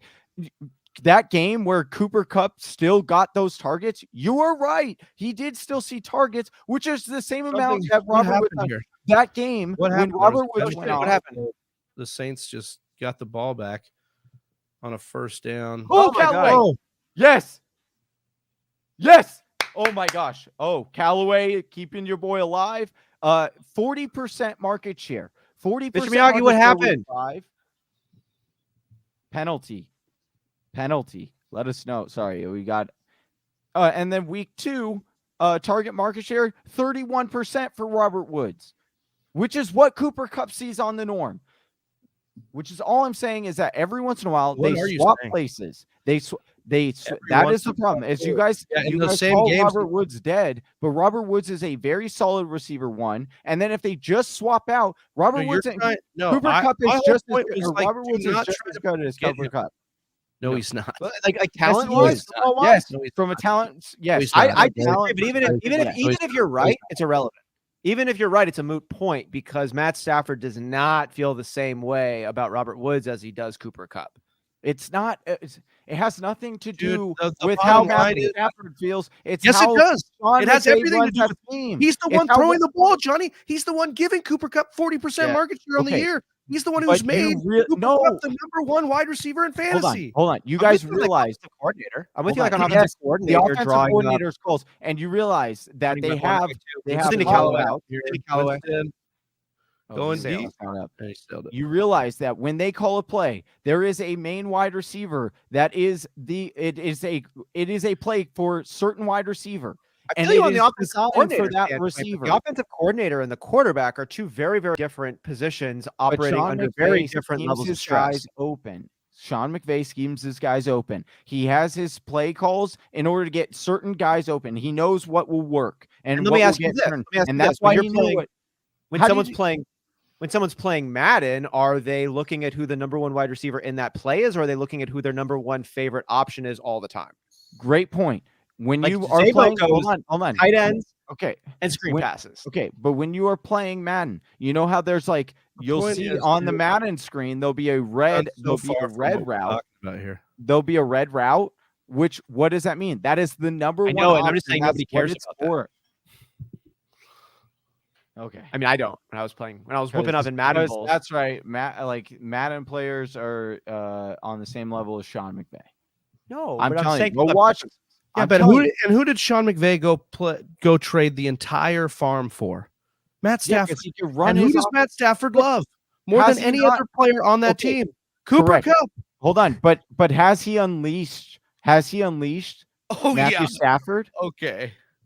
Has he unleashed Matthew Stafford? Has he had a game? They're still running the ball a lot. They're still running. Have you watched Sean McVay call plays? That's what he does. They run the ball. It's a West Coast style of play. Exactly. What are you clapping for? He's the #1 wide receiver. What are you clapping for? The whole point of this is we're trying to. No. The whole point of this is you're trying to discount Kupp. Like it's not going to keep going because Woods is somehow going to overtake Kupp or something. I'm not discounting Kupp. Okay, what I'm saying is one, you guys are overvaluing Kupp. Overvaluing Kupp. He is what he is. He's the #1 wide receiver. Okay, this is what this whole debate is over balloons. Hold on, he's the #1 wide receiver right now. Where's Robert Woods?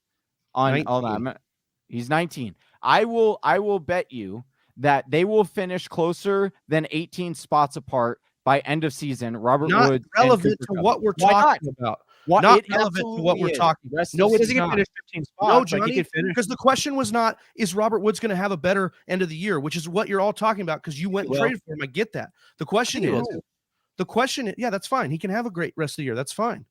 Yeah. Will Cooper Kupp keep it up as a top 3 option? And I'm going to tell you, yes, he will. And that's why I think in PPR, he's worth trading for over Chubb, who will not be the top 3 at his position. You don't think? Oh, I'll make that bet too. Yeah, I know you will. Nick Chubb will be top 3. I know you will. You love Chubb so much. I understand it. I understand it. But for me, Balloons, in PPR, where Kupp is literally dominating, the answer for me would be Kupp. If it was standard league, Nick Chubb, no doubt. Absolutely. Dude, it's just like Cooper Kupp right now. That scary kind of thing where he's getting like ridiculous loads. He's had double-digit targets, 10 targets, 11, 12, 13, 10, 12, 13. That's 2021. That's this season. He's had double-digit targets in every single games, and these yardage totals, 108, 163, 96, 64, 92, 130, 156. Like, if these numbers are phenomenal running backs for almost any position minus quarterback, and they're not bad for quarterback. Like, Zach Wilson had these passing numbers, he'd be happy this season. You know what I mean? Like, it's kind of scary.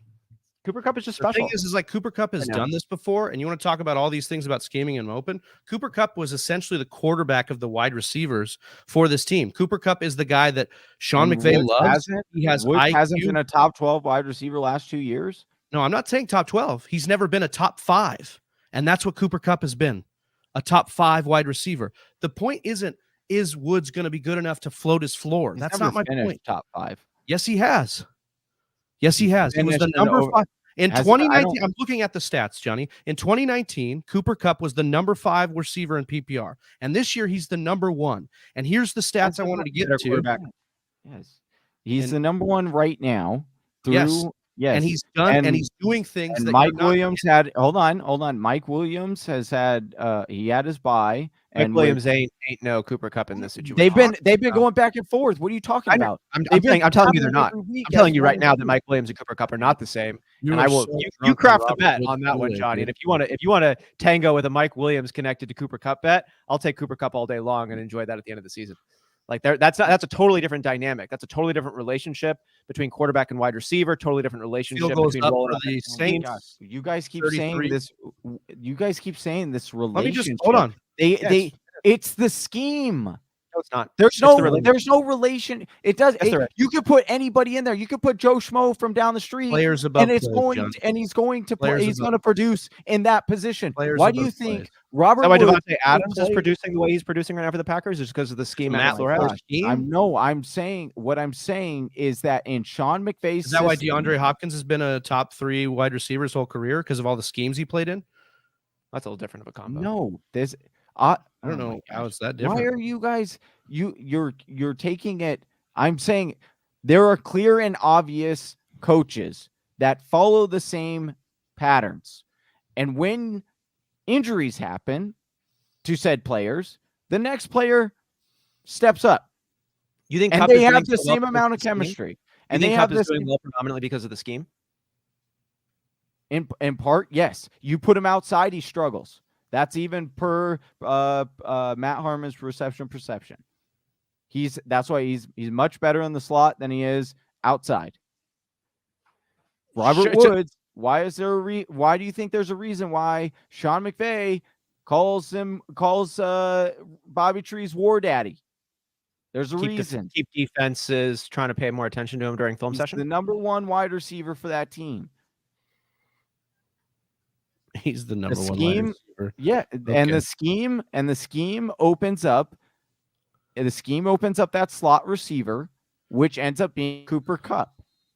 So yes, is Cooper Kupp going to be good rest of the season? Yes. Great. But to discredit Bobby Trees, aka War Daddy, Bobby Trees, War Daddy, whatever you want to call him, into this to try and because you guys are disregarding. You guys are basically calling him trash. From my perspective. You guys are calling him trash. No, I'm just saying. You're getting all offended. I'm just saying that Robert Woods is not the reason why Cooper Kupp is not going to be top 5 the rest of the year. He can do whatever he wants, but guess who it's going to take away from? Top 3. When Robert Woods has those games, guess who it takes away from? Higbee, Van Jefferson, the other pieces. I mean, Cooper Kupp didn't go off that game. That he had 10 targets for 90 yards and was stopped on the 1 yard line, Johnny. He did just. Oh, Johnny just got a sack. Yes, let's go. No, it's not. 62-yarder.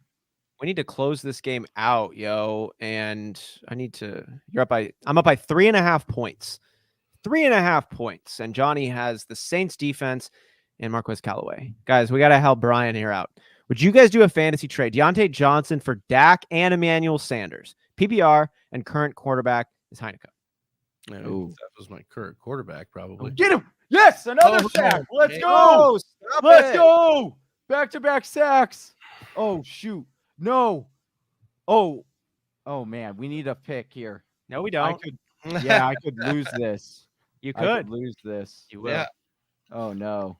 Would you guys do this? I don't know, guys. Like, I don't know if I love Dak Prescott this year. That's what matters. Who are your other wide receivers? Oh, no. I don't want to take. Is there like somebody like Russ Wilson or Fitzpatrick or somebody on your waivers you could pick up, kind of stream for the next couple weeks without having to give up any other pieces? But if you have a bunch of great wide receivers and you want to try and play for the real tier jump there. Oh my God. No fall. I agree there. No fallback, like desperation throw pick. If Johnny. Oh, I need that. Oh my gosh. If I get what is the point? What is it at? Can we get it on the share? Yeah, share 2 points. It's so if he gets a pick, that's it. I'll show the screen. Throw this ball into the freaking dirt. A pick or a safety? Throw it in the dirt. A pick or a safety? That 99%'s down to 94. He says, Travi, how are you not sweating wearing that hat after going to battle with Johnny? Because I'm cold-blooded, bro. I stay cool in the face of pressure, bro. No, I'm really. He's got Burrow. No, Big Travis. This is the norm for Big Travis. And best quarterback on the waivers is Carr and Burrow. I'm like, these are great. Go get Burrow first. Yeah, and then Carr if you can't get him, and then rock with you have Mike Williams, Cooks, Justin. Try and do that same deal, but trade Cooks. I wouldn't trade Deontay. Trade Cooks and then Debo, but go get Burrow. Like Burrow's balling right now. Burrow's going to be fun too. Burrow's going to be the new Dak in his own way. Like they're the number one team. The Bengals are in the AFC. They're the number one team in their division. They've got great weapons. Come on, Burrow's getting good, and his weapons are so good they're going to bail him out. There we go, dude. No pick, no fumble, no pick, a fumble, incompletion, a safety. No safety. Oh, safety's in play here too. Incompletion. Safety. Get him. Oh, he rolled out. Is he holding? Going deep. No, he dropped the pick. He dropped a pick. Incomplete. No flag. Incomplete. No flag. Oh, he dropped the pick. No flag. No flag. Ah! Incomplete. No flag. Oh, he dropped the pick. Yes. And now, unless something wild happens here, it looks like Johnny's going to get his Johnny's going to lose for the first time in Dynasty this week. Oh my gosh, he had it. Johnny, look, he had it. Oh my gosh, no. Johnny, look at that. Yeah, but it could also cause an incomplete. You should petition the rules, Johnny. Like, write him a letter. Can't cause a fumble, but that's not a catch. Unfortunately for you. Yeah. Oh God. Oh my goodness. So, oh my god. Austin survives one of these Monday night. Not there yet, dude. Oh my gosh, you're gonna kneel it. Oh, that's a great question. From Ryan. What's Ryan up, Pelatowski. Me and my friend are debating fantasy-wise who's better, Jefferson Chase. I don't want to be a victim of the moment here, but I have to side with Chase because of the stability at quarterback versus Kirk Cousins in Minnesota. And so because Burrow's played with Chase and they're going to continue on with each other and they've played together, like I think I have to side Chase going forward, like in Dynasty. In Dynasty, I like Jamar Chase going forward for sure. For this season, rest of season, I mean, Justin Jefferson is so good, and Jamar Chase has done amazing work on some plays. I would want to say, like, oh, he's not going to keep doing it, but he just keeps doing it. Jamar Chase does. Like, I think the smart, sensible, frugal pick is Justin Jefferson this season because we've seen him do it and he's doing it again. And I don't know if Jamar Chase has gotten over 10 catches yet this season, but that's also could work in his favor, where it's like, imagine if he just does. Yeah, he's, last week 8 catches was his season high, and what do you do with it? 201 yards. So it's like maybe you just keep giving it catches. He's gotten 10, 9, 7. You got talking about catches. Sorry, yeah, catches. Oh, I mean, okay. I'm just saying that Justin Jefferson gets more volume. Difference. Oh, okay. All right. He's slippery. Yes. And he's got less competition around him. And now Jamar Chase doesn't really have competition around him anymore. He does stand alone, I think, in a way. Dynasty-wise, Chase for sure. Probably rest of season. I think the frugal one is Justin Jefferson. He has a higher floor for me, but I think it's probably still Chase. Every week he just keeps pushing that narrative further and further of being real, being exceptional, being special. Well, he has a quarterback that really wants to as well. That's, I think. I wish. Yeah, I mean, I think I would definitely do this deal. He would do Dak for Cook. Sure. Yeah, you get that deal done. Yeah, that deal right now. Yeah, get it done. Yeah, enjoy that.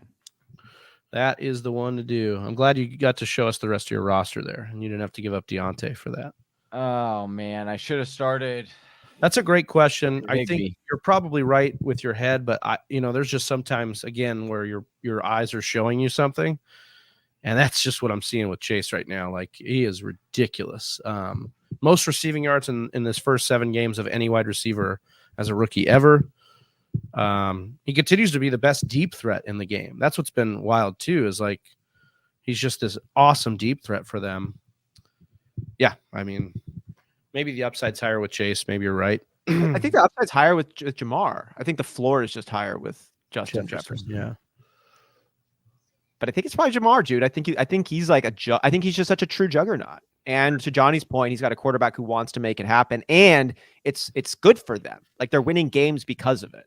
Yeah, they're starting to throw now more. You've seen that kind of affect Joe Mixon a little bit. They're just definitely starting to get to be a more pass happy team. So we'll see. It's going to be some interesting stuff. Good to see you here, Benjamin. What's good, man? Levy's constant yakking and stupid commentary. Steve Levy.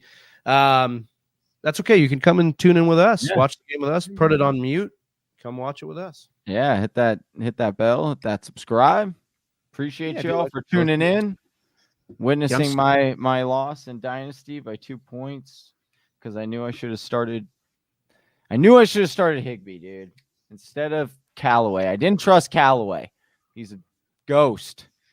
Callaway doesn't exist, dude. Doesn't. Did he get 1 catch? Yeah. Like 4. Oh, he did? Okay. Yeah. Last note I just have here, we'll be doing the waiver wire show tomorrow at around 10:10 Pacific time. Yes.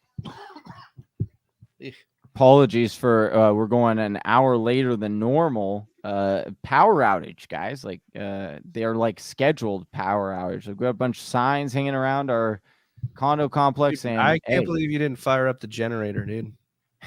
Dude, it said on the note, it was like, yo, unless it's over 110 degrees, we're not canceling this. And it's like, what? Unless we're like dead, basically cooking inside, you're not gonna. But it is what it is. So yeah, we're going an hour later than normal for tomorrow's waiver wire show. Yep, and we'll have the article up on the website as well, so you can get all your waiver wire knowledge there. Anything else from anybody? Austin, good win. Thanks, man. You my and you took over first in Dynasty, so congratulations on that. You're in a clean second though. Here, there's still only there's the amount of 2-team losses I don't think changed. But number 1 in both Dynasty and League of Record just sounds so much more nice, doesn't it? Yeah. Don't say it. Can't. You won't, and I won't, because it's not that way. All right, Whisper Nation. Till next time, that's Big Travie. That's Austin Sear. And I'm Johnny Game Time. And we're out of here. Peace. And we're the Fantasy Whispers. Peace. Peace. Have a good night. You won't. Right here. Look at you go. You made it to the end of another one of our videos. Hey, if you still have some questions, I totally understand. or you just want to join an awesome fantasy football community, head on over to our Discord chat. Link is in the description below. And if you're still not sold on us, check out one of these videos.